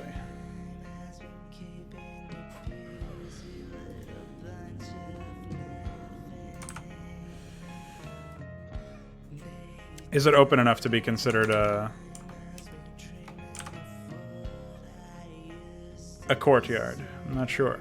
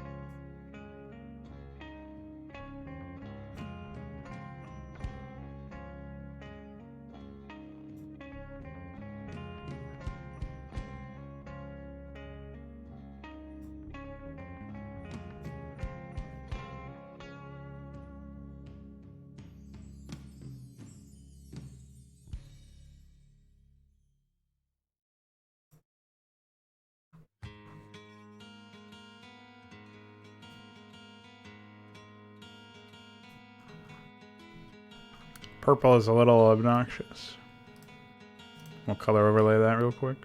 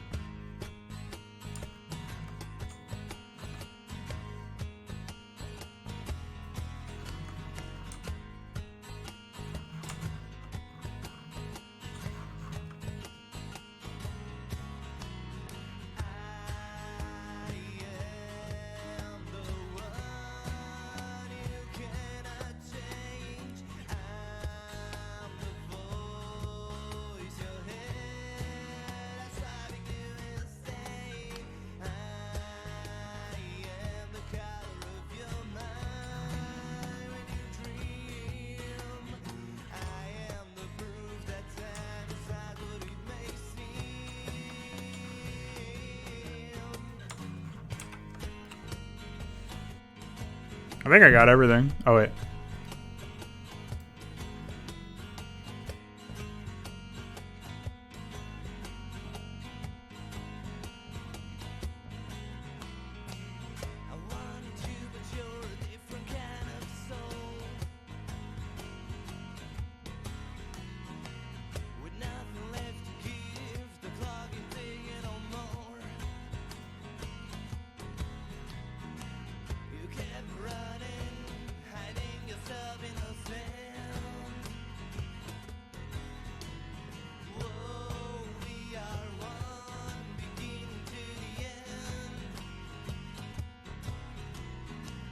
I think there's only one dead end in the entire map, which is over here. Pretty funny.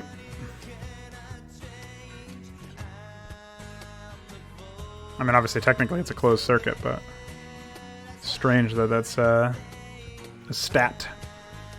All right, so here we have an example of, this is like, in essence, what the map actually is, right? These are the pathways that you can take, but we also miss out on a bunch of stuff with even with both of these ticked on. So,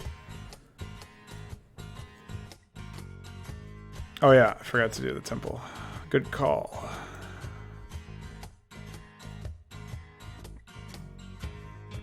I'm not sure if we missed any courtyards. I feel like maybe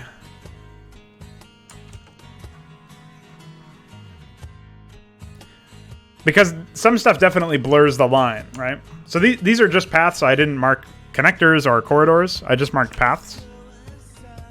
And so maybe what I'll do actually here is, hold on.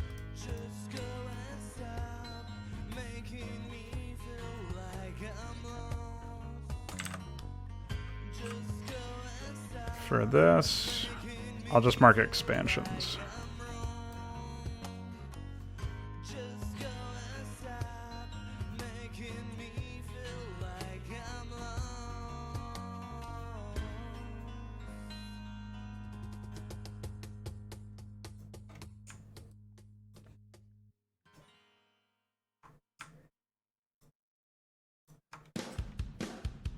We don't have to be too precise. I just want to make sure I'm painting an accurate picture.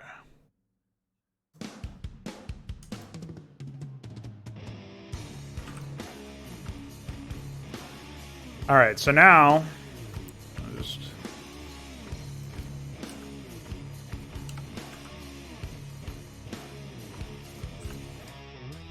put that there so it's easier to see.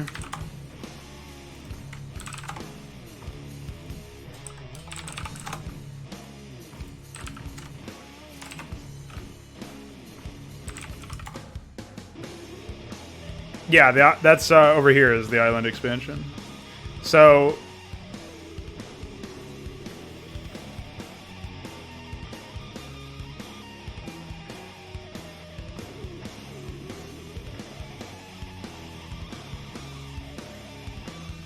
this obviously doesn't cover the width of all the pathways, which is something more data that we lose. Oh wait, what did I do? Apparently, making it a smart object. Oh, because it was... I guess because it was... Yeah. It's because it was hidden. Apparently that cranked it or something.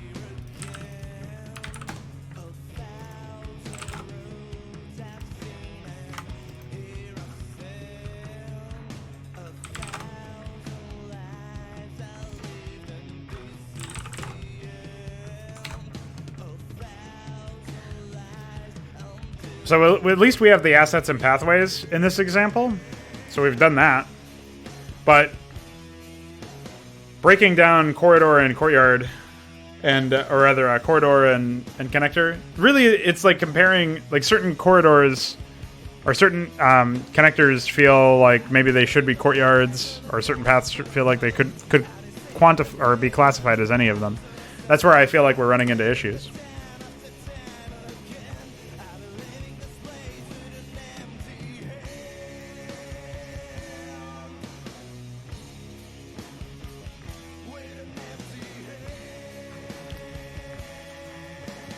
So this is definitely a connector, right? I think everybody agrees that this is a connector.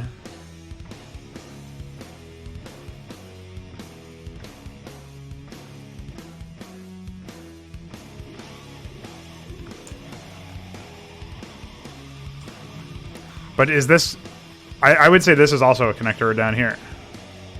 Right? Not a courtyard, not open enough. Not a corridor because it's more like a point where you branch, right? You connect between different pathways, different areas, right?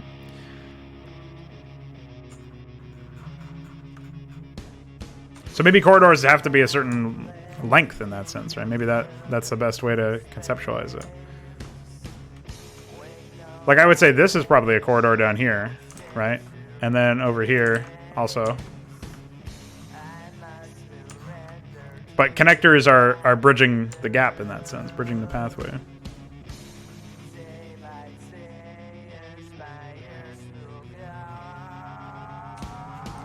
So maybe a corridor is like a straight line between 2 points. And at the end of those points, at the end of a corridor, is either a connector or a courtyard. Maybe that's how we can conceptualize it. I don't know that it's super important to conceptualize this and nail it down, but I think it will definitely help people who are having difficulty with their map design, right?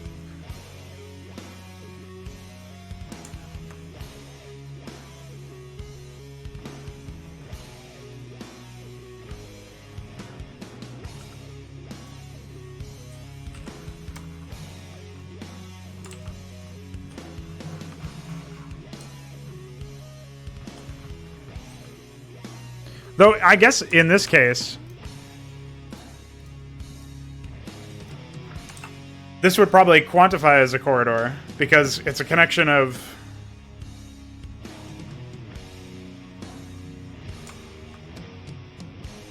Oh, maybe not because there's 3 different areas that you can go to. You can go here, here, and here.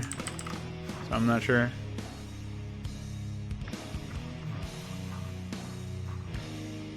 This is definitely a connector, right?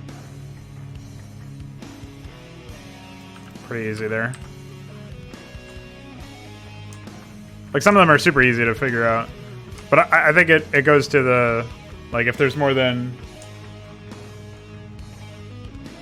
Well, it could be between connectors, it could be between courtyards, and it could be between both. That's where the tough sell comes in, right?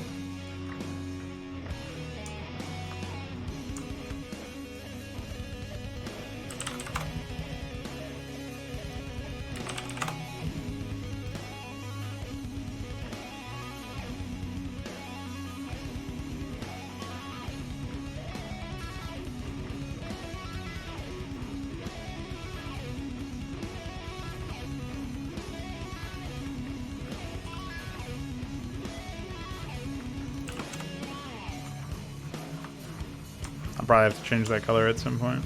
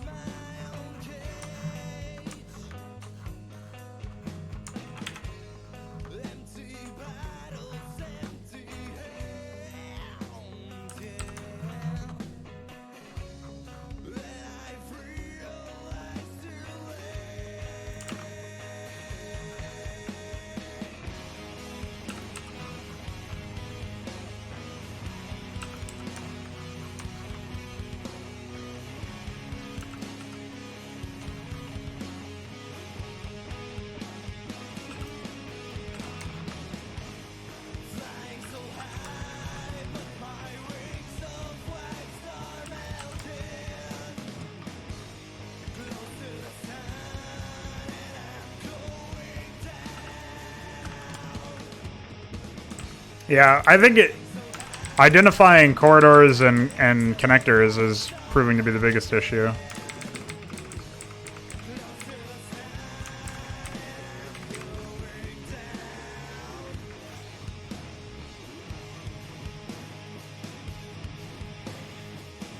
Oh, you mean like comparatively? Yeah, I see what you're saying.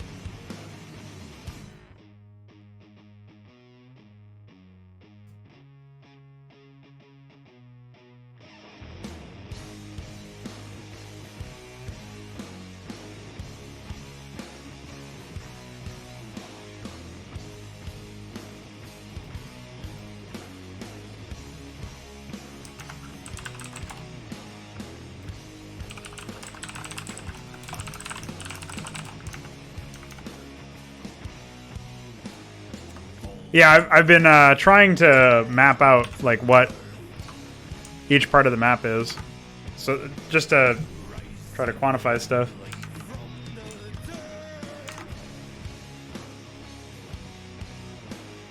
I mean, I think there's something to the idea that a corridor is just okay. So like this is much harder to actually illustrate, but maybe some. You know how like I did pathways and then I overlaid everything else on top of the pathways. Maybe a corridor is simply 2 points, like a straight line. And so there's tons of corridors everywhere, right? Like there's a corridor from here to here. Or where is it? Like that's a corridor because it's 2 lines, right? And this is a corridor. So I think corridors are just like that's like the most common pathway because it's 2 points. And then a connector would be like not describing a pathway. It's more describing a place where multiple pathways, like you have access to multiple pathways. It literally is a space that connects multiple pathways. But that doesn't preclude areas of that connector area from being a corridor. I think that's probably the best way to do it. But.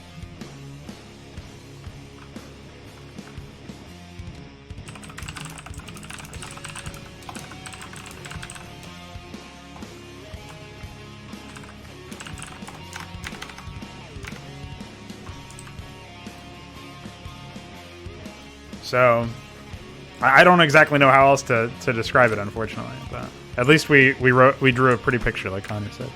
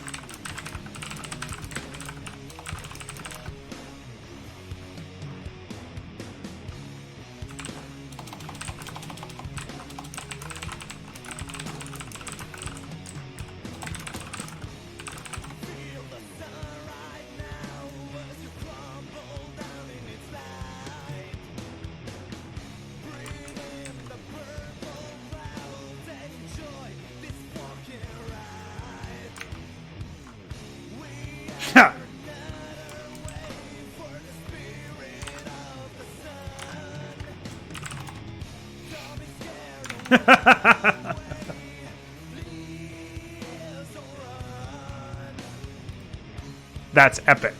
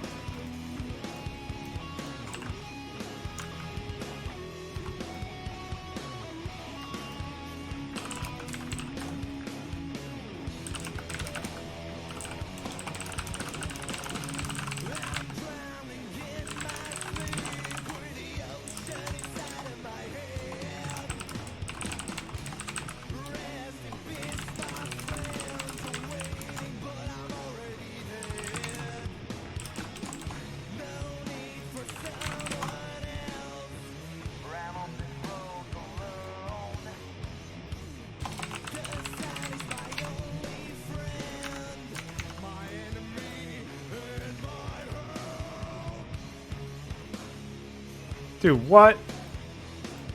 Go away.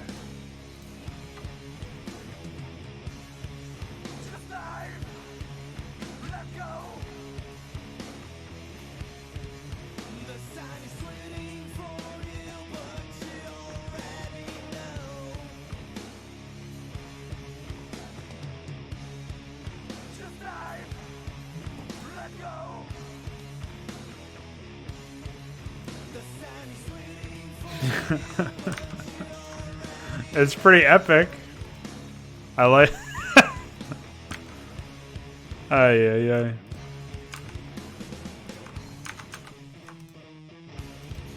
That's okay.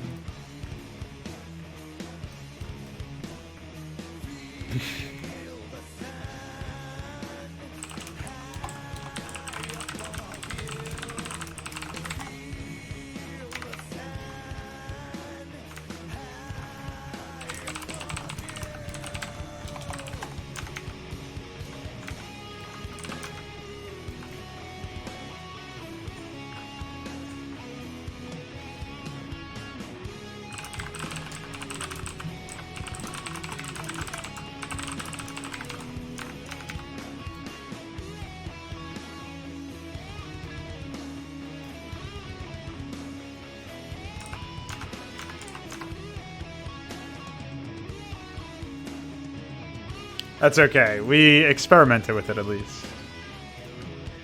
All right, I will be right back. See if there's breakfast. I'll be back later.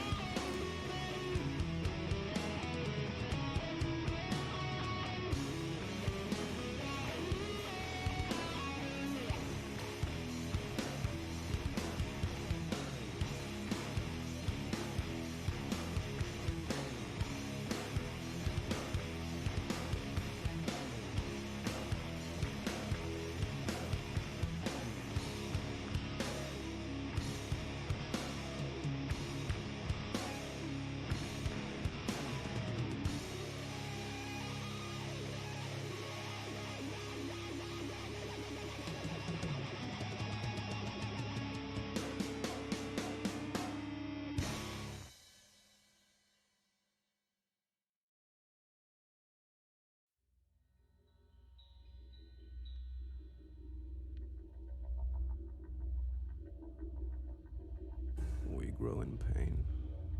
Our eyes bleed and our hearts suffocate.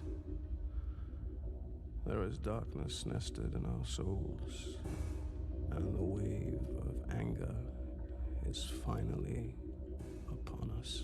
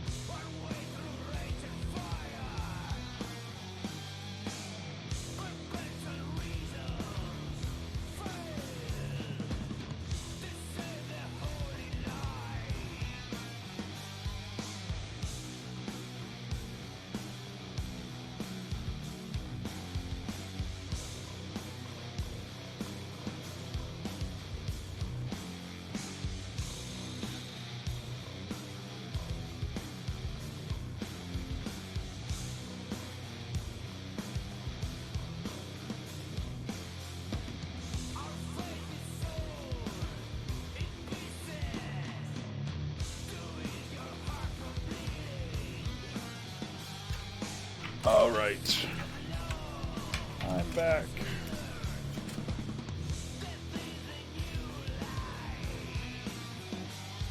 There was indeed breakfast.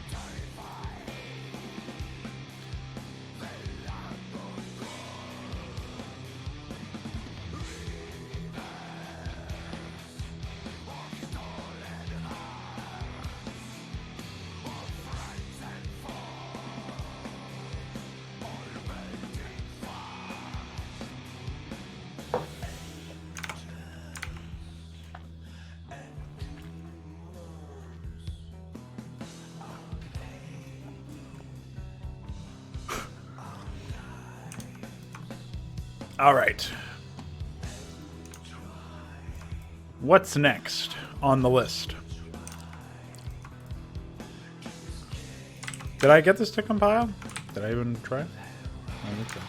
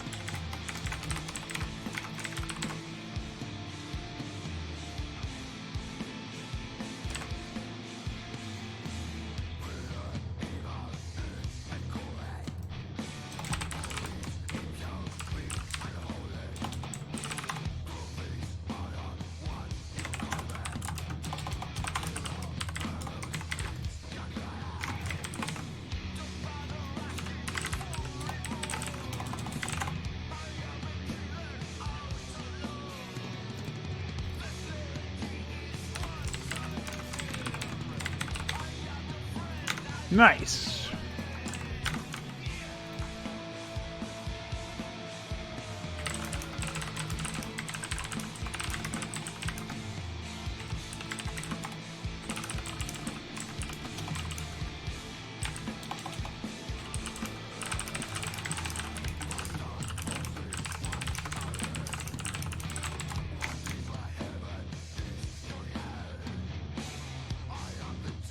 I know, right? That's exactly... I mean, this script is still ridiculously long. This script is 2,000 lines. The biggest thing that's... well, it's actually 2.3k lines, but the biggest thing that's eating up space now is build threads and base layouts and stuff. Once we get to the point where we don't actually need to automate, or where we automate the base layout stuff with a better algorithm for placing buildings, that obviously will go away as well. But until then, we're kind of fucked.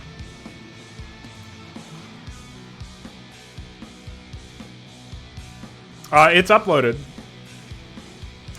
It's actually the Hydrays now. I don't know. I guess I shouldn't have uploaded that version, huh? Now that I think about it. Because that has a bunch of changes that aren't turned on or off by a config.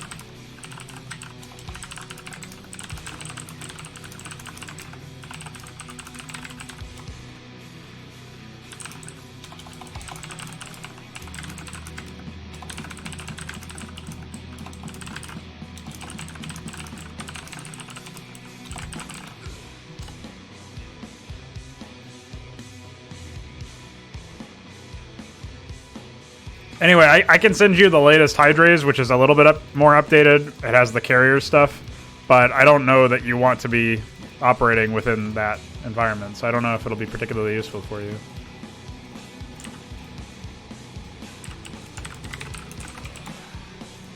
Ooh, command prompt with dark is okay. I like that.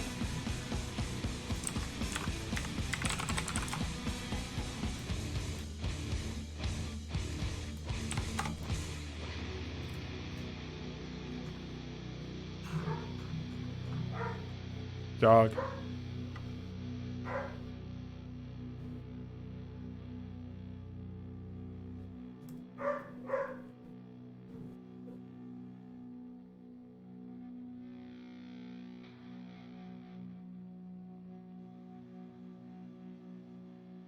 What do you mean by that, Veek?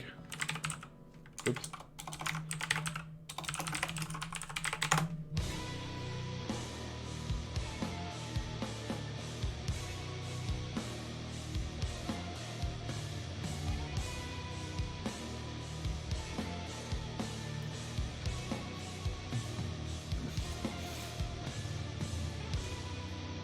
Oh, I also made a blank config. I'll send you. It has most things turned off, so you can just use that as a basis. I also have that linked in the extended AI command guide underneath script. But I should include it in the experimental build folder, I think.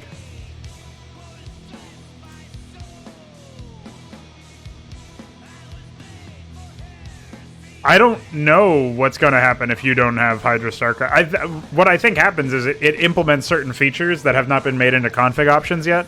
I asked iCore to change the starting interceptor thing to starting... It'll be like starting hangar, and it will let you specify a unit ID and a subunit. So it would be like carrier interceptor 4 in this case.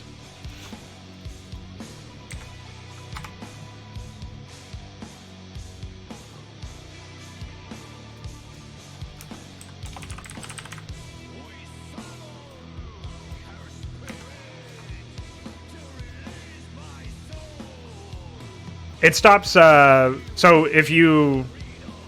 It was for Toddborn. It was so that you could tell Protoss to build Zerg units, basically. Protoss workers to build Zerg units.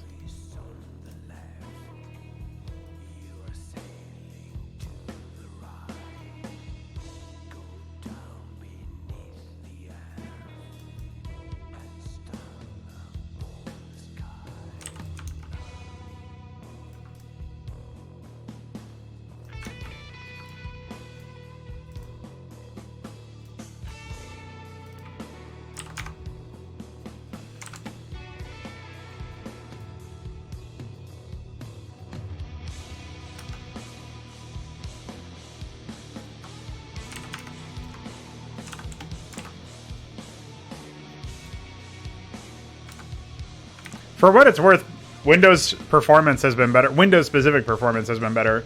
Like search indexing, just pressing start and actually like typing something and being able to see stuff. That's faster.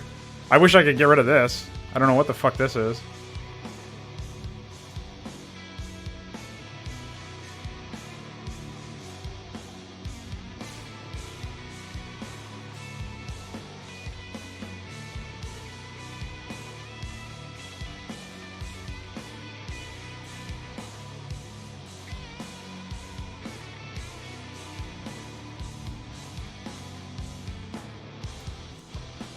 But why does it say hi, Dad? What the hell? Oh, that's a note that I left myself.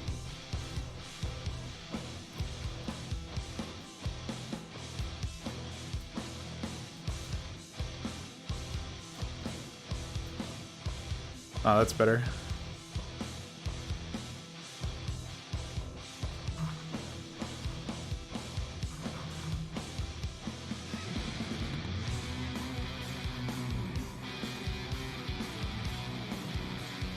Well, it's better to see what options are there and then just leave it, set them to false. And also, in some cases, I don't know if the default behavior is to have them be false. I'm pretty sure all of them are, but better safe than sorry, in my opinion.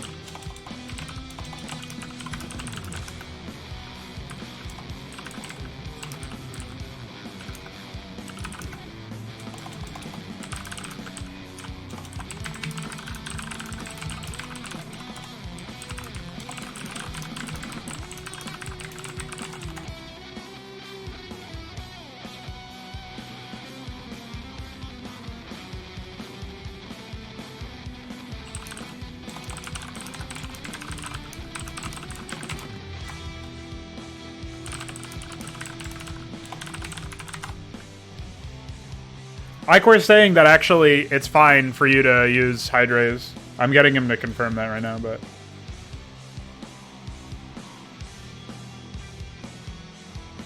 Yeah, I really like that. Eventually, detectors are going to allow you to see the upgrades that a unit has as well. I mean, ideally, they'd be visible on the unit, but what you'll be able to do is, like, when you detect an enemy unit and select them, you see their energy, but you also see, you know how, like, I've updated it in Hydra so that your Zerglings have icons that say metabolic boost or whatever, adrenal glands? So when you select an enemy Zergling that you have detected, it will actually show you either gray or yellow icons depending on whether or not they've got the upgrades. So another, I mean, obviously that's more niche because by the time they are using the unit, you'll be able to see the upgrade. But it's one way to keep track of that using detection. That's not in yet, but that will eventually be something.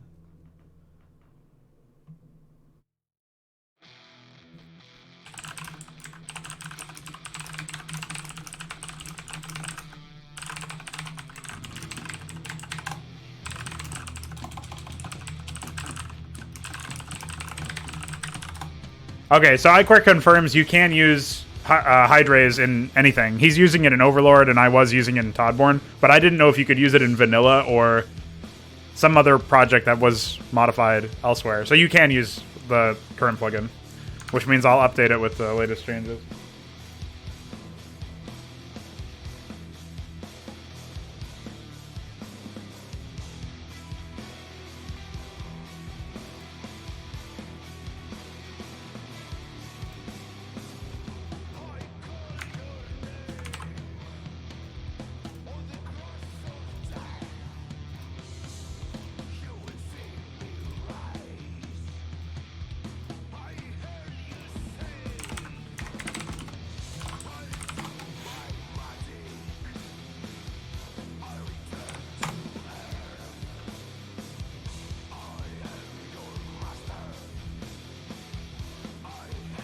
No problem.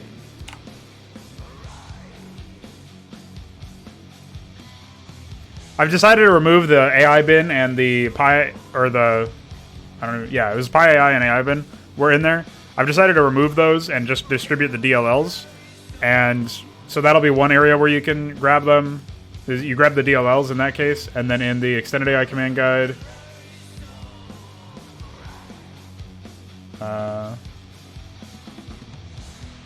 hold on, I'll just reorganize the main page here.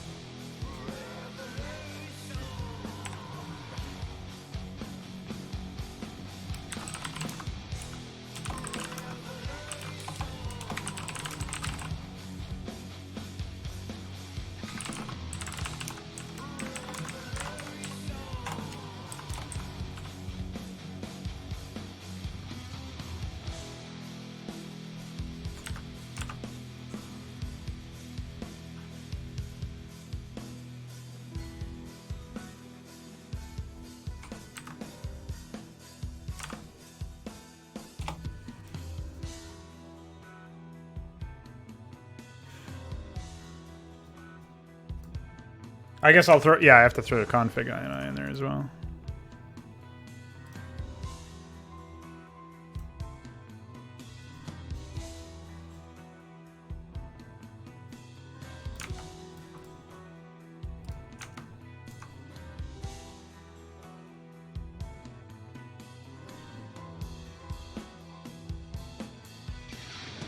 I am not hyped. I had to laugh at that one. I'm sorry.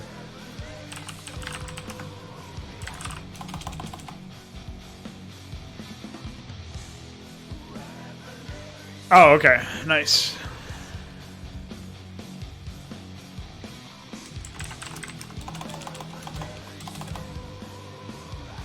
So I'll say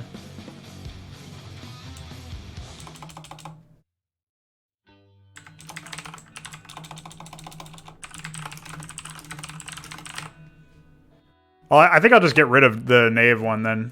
Because yours is, like, there's no drawback to using yours at this point. So yours is the de facto version, I believe.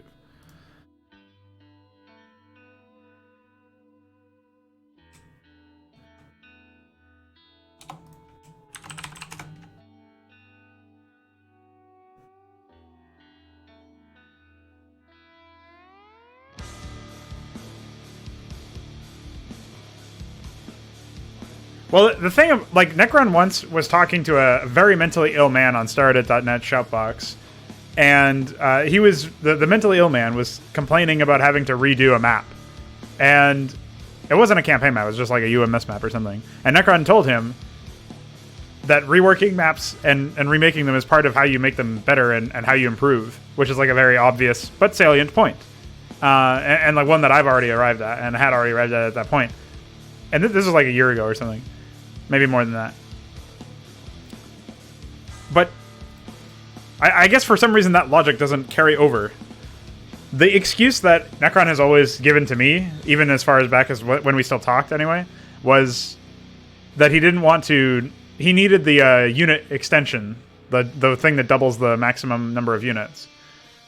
So when iQuare eventually increases the unit cap to 4,000...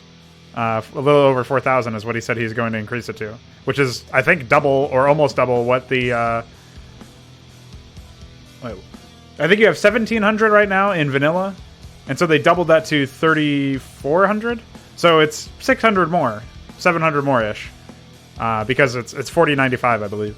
So it's 700 more than what is possible in remastered. So that's even more than what you would get. So an increase over what you get in remastered. Once that comes out, if he still is not interested in jumping ship, then it's more of an argument that it's just laziness at that point.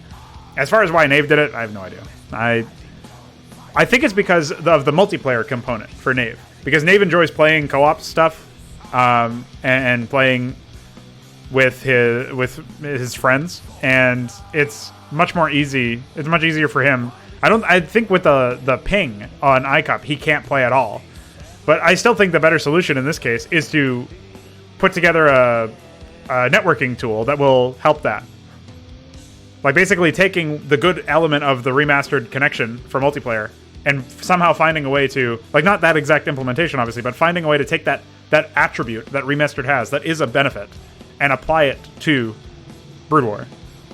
Actual 161 Brood War.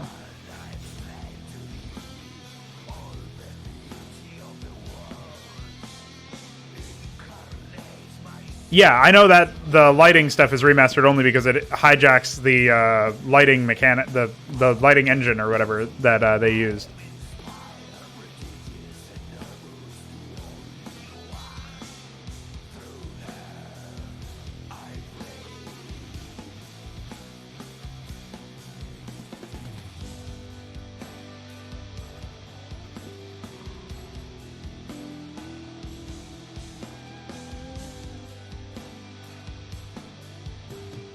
So, because Icor is talking about making the changes but hasn't yet, Necron is in disbelief.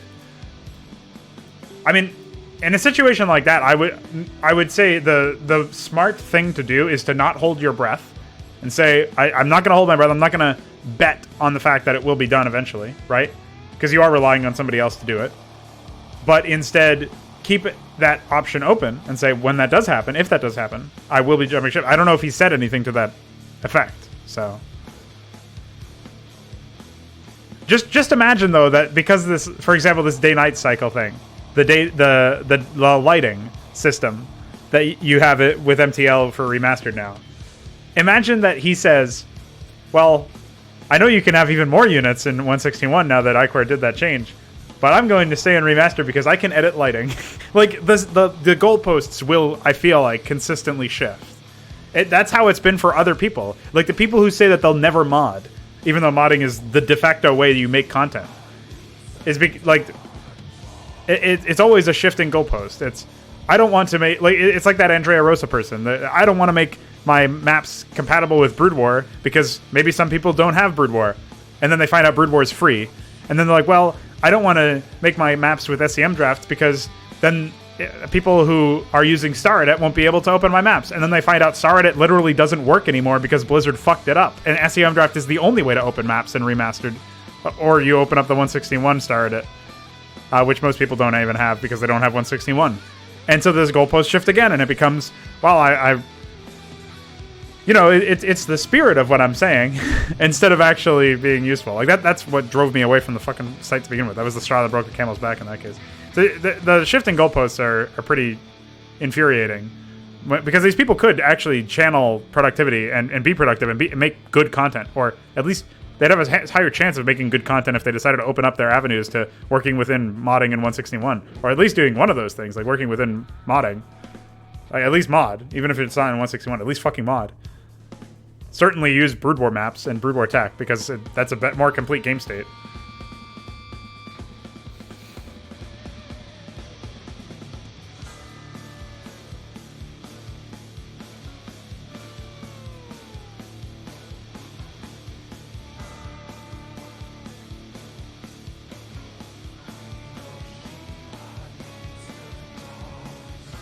Oh, nice, Icor. I don't know what he's been doing lately. I think he's been doing Enslavers or something, so I have no idea.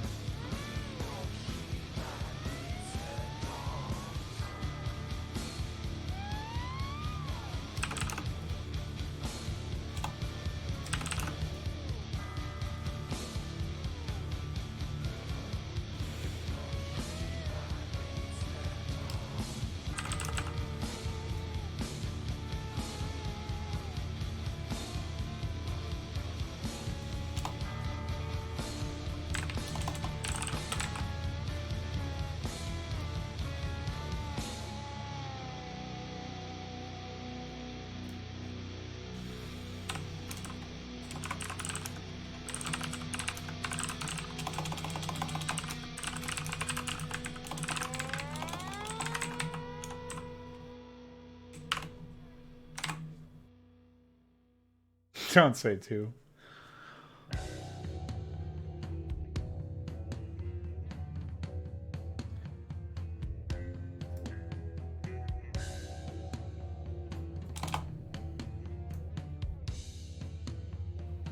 Okay. All right, so the files have been reorganized. Should be better now.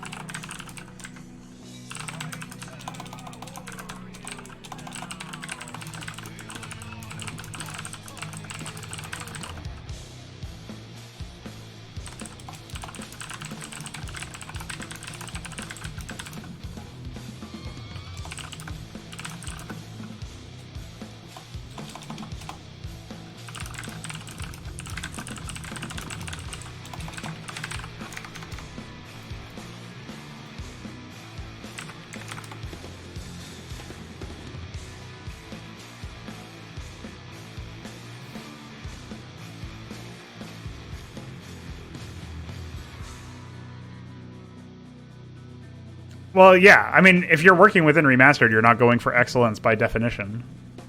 I think that's just how it is, though. Like, unfortunately. All right. There we go. So I just have to grab. Oh, I wonder if one of these is the same. No, it's not.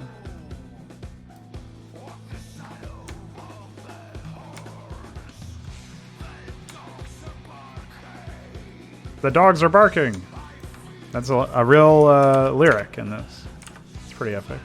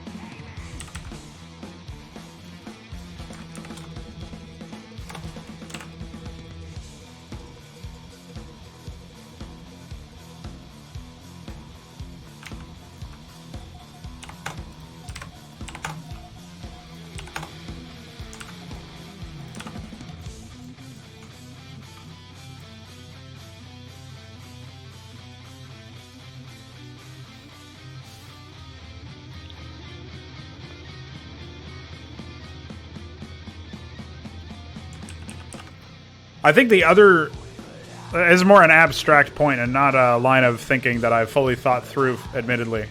But I feel like if you are not actually going for excellence, then you should be as independent as possible, no?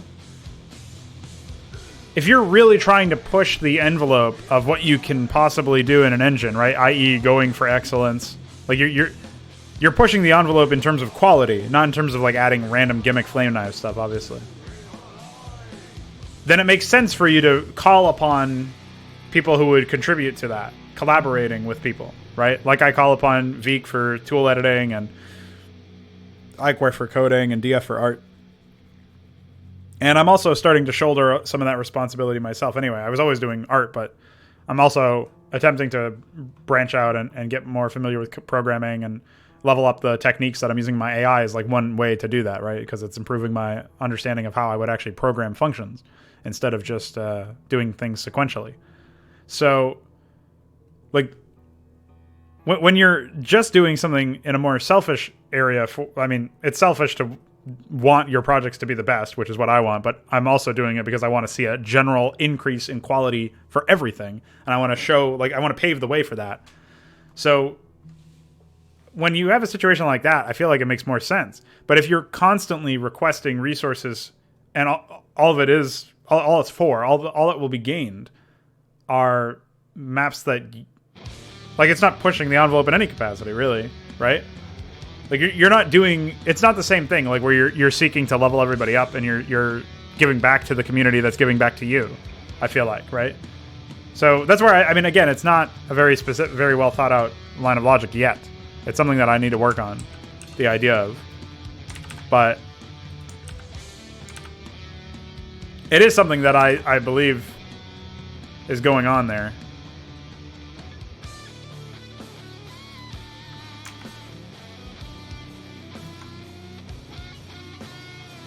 Well, I mean, like, it's more than just Necron half-assing. I'm sure he's actually working on many things, even if the end result is not something I agree with. What I mean is he's also demanding or requesting in a very repetitive fashion. Requesting in a demanding fashion. I don't know how to describe that, but he's requesting the resources of other people. He's requesting the time and effort of other people to bring his own vision into reality without it allowing for anybody to give, like, it's not going to give anything to anybody else. Unless Nave is really like #1 fan of UED AIP and he's like a really big fan of that and he wants to help support it. I somehow doubt that, just based on conversations I've had, but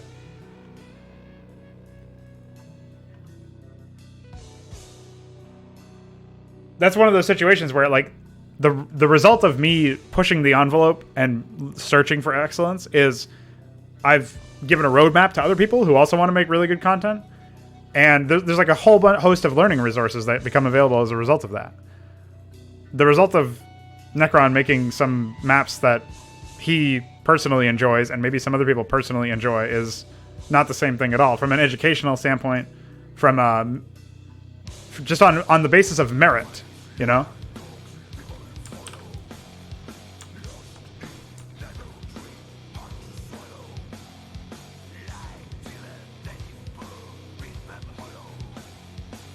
So that's a tough one. But I'm not seeing where he is repaying the debt in that sense, right?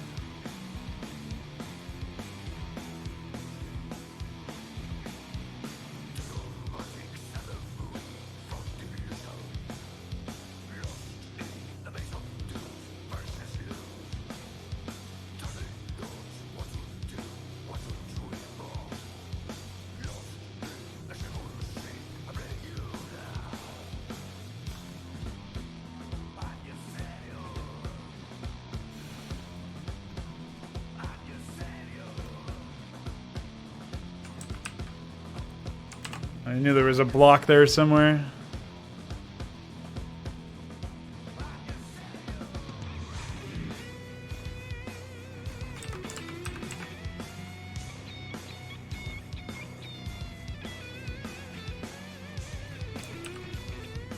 I just think that even if you're not going for excellence or ultimately the chasing mastery or chasing quality, it's still your duty to give back to a community that's given to you, or individuals that have given to you, right?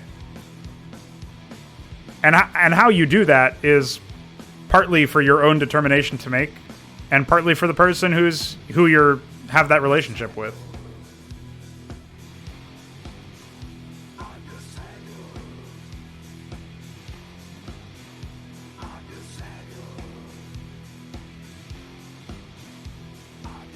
So, I just don't see where, in that case, Necron's holding up his end of the bargain.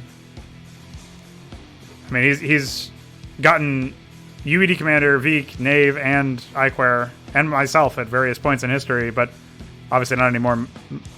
All of the other 4 that I mentioned. Obviously, Connor's time when he was still testing his projects. But so he's benefited from a huge variety of individuals helping him, many of whom still help him now. And I'm not seeing where he's returning the favor. At the same time, he's not part of my community, so I can't really, I don't really care enough about his impact with me directly. But I would not feel confident if I were in his shoes. I would not feel comfortable, rather, taking without giving back. I already feel uncomfortable with the amount of effort that Iquare, for example, has put into my work without me really being able to help him back. I've helped him with a bunch of tiles and unit conversions, and I'm helping DF pay back the art debt with a whole bunch of, I'm collaborating with him on making maps and stuff that he wants, and I guess in a more disconnected sense, I'm helping a lot of people with educational resources and the framework and stuff like that. But I'm helping Veek pay back the technical tool-based debt by educating him on map design and responding, playing his maps and giving him feedback where possible and stuff like that. But even that I still feel is insufficient in many cases. I don't know anything that Necron does by comparison, so I just feel like if I was in issues, I'd be in a panic to help everybody else.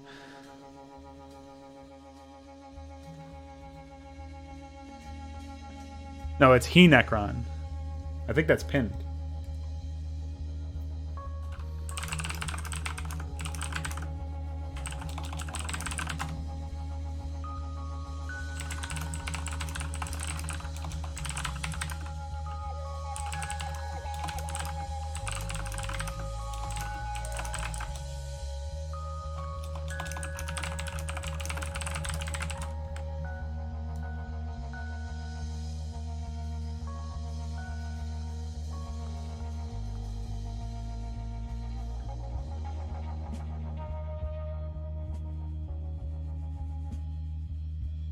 Oh, okay. I guess there's some stuff that I have to... Don't say that, DF. What's wrong with you?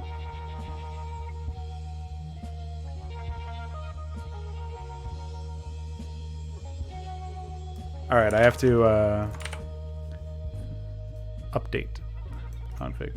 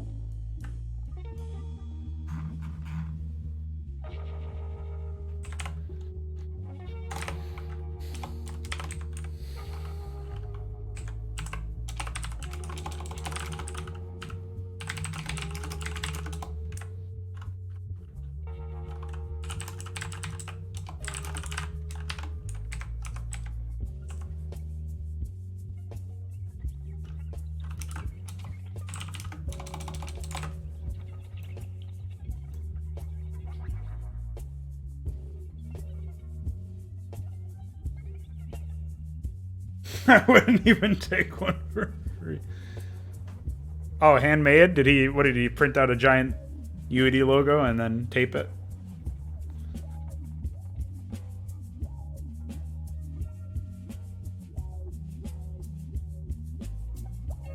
Well, that's true, DF. I did forget a long time ago, way back, how we met was me playing You Must Survive and doing basically the same educational series of content where I just play through them all and give my analysis.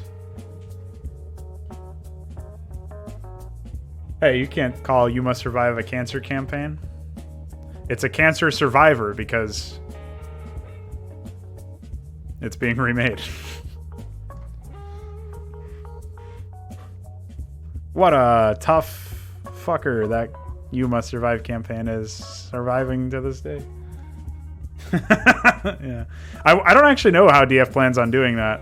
If it's actually going to be macro focused now or what. I don't know many details, and I don't know how many he's willing to spill the beans on.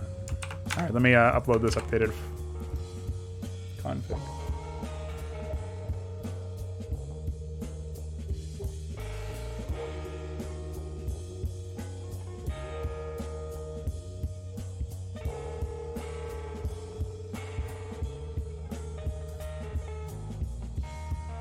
Go.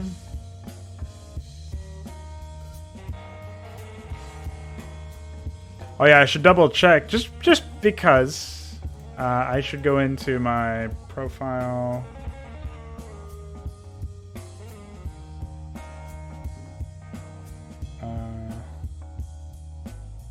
I think it's in file management. Oh yes, file versioning still off. Okay, good. Clear my rubbish bin.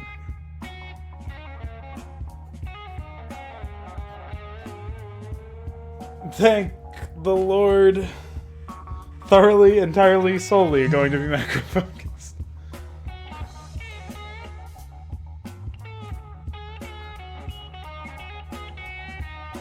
I like how I cleared my entire rubbish bin and my storage didn't go down. SMH.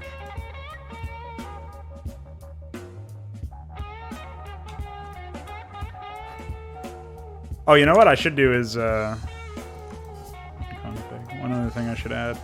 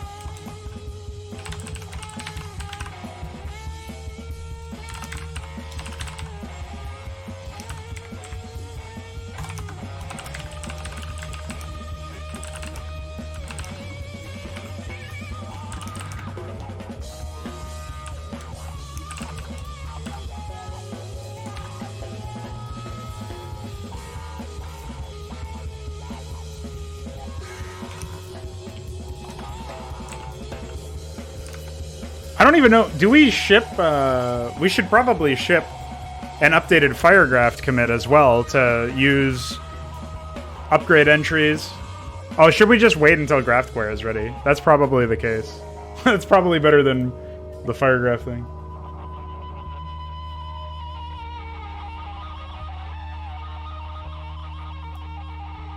They make you ill?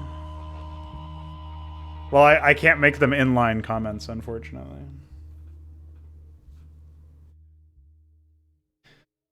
Map 1 should be a siege of the installation.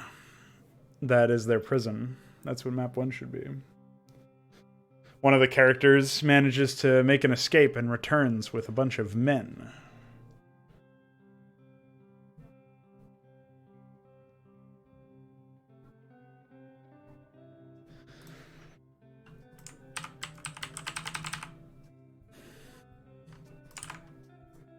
Here, just for you, I'll swap the comments.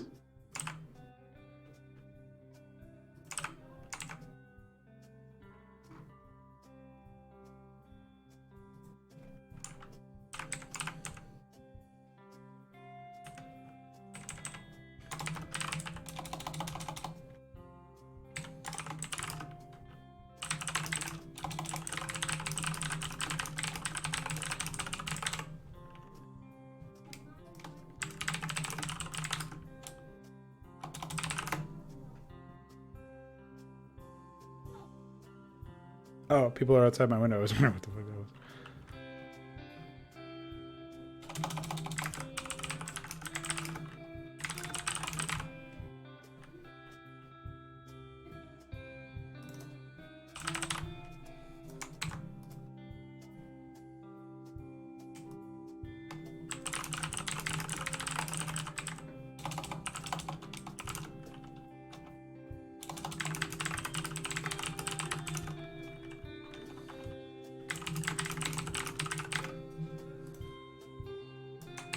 See you later, Veek. Thanks for hanging.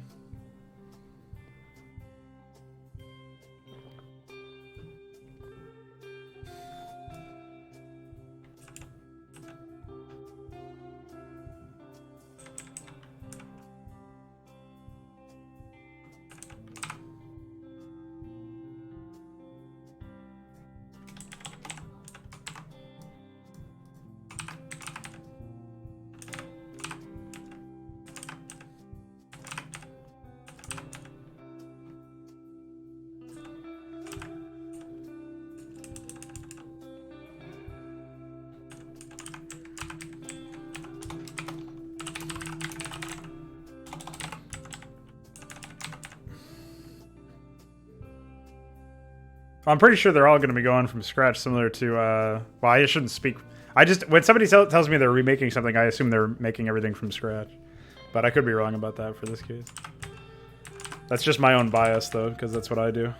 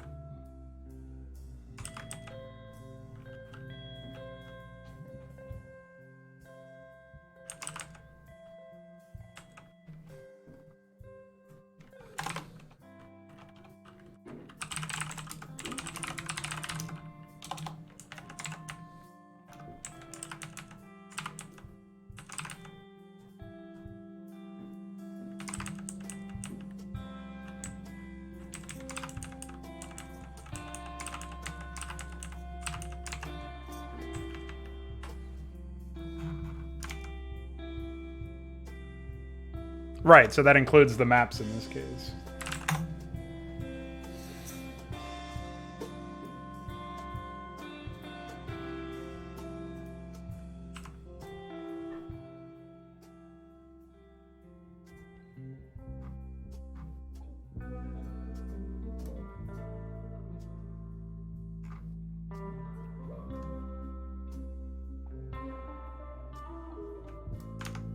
Alright, now that I've reorganized the configs comments and done another pass through them, I'll go ahead and update that again. And I'll send this to you directly, Veek, because why not?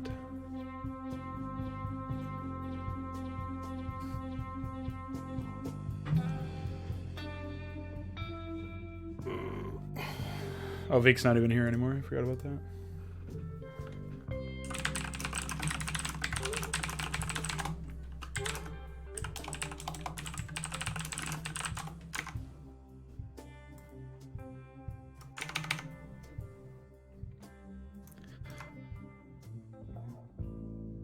Okay, so we've got our AIs.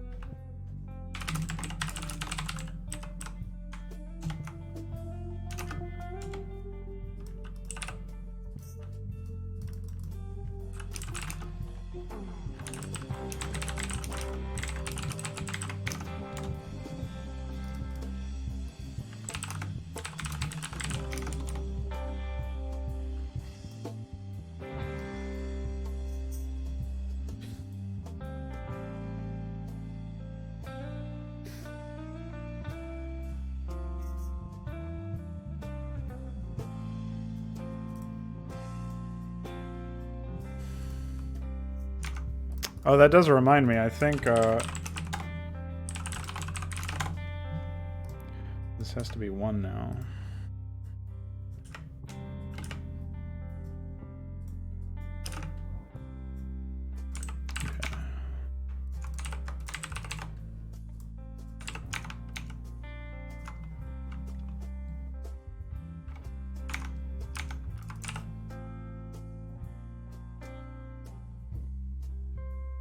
Debuggerize.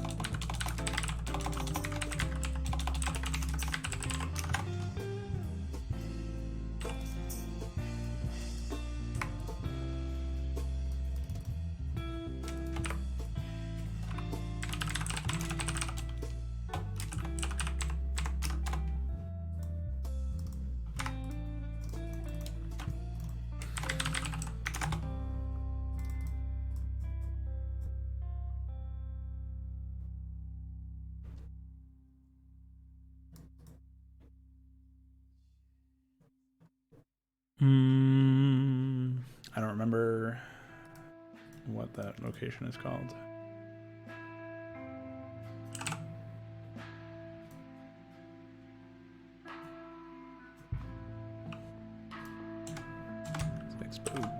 Yeah, never would have guessed that one.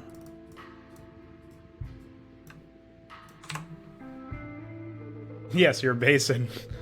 Your sanity must survive.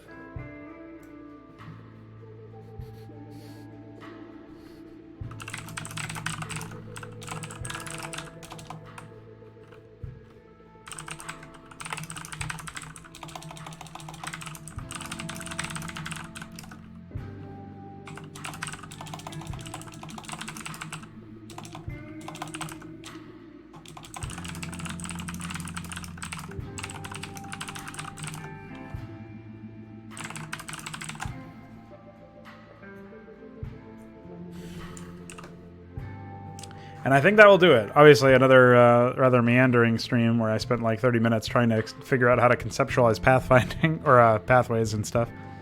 But I finished the AI for Alganor. I did some tweaks. And so I think we are good. Obviously, I updated the config and a bunch of other stuff. Pretty epic.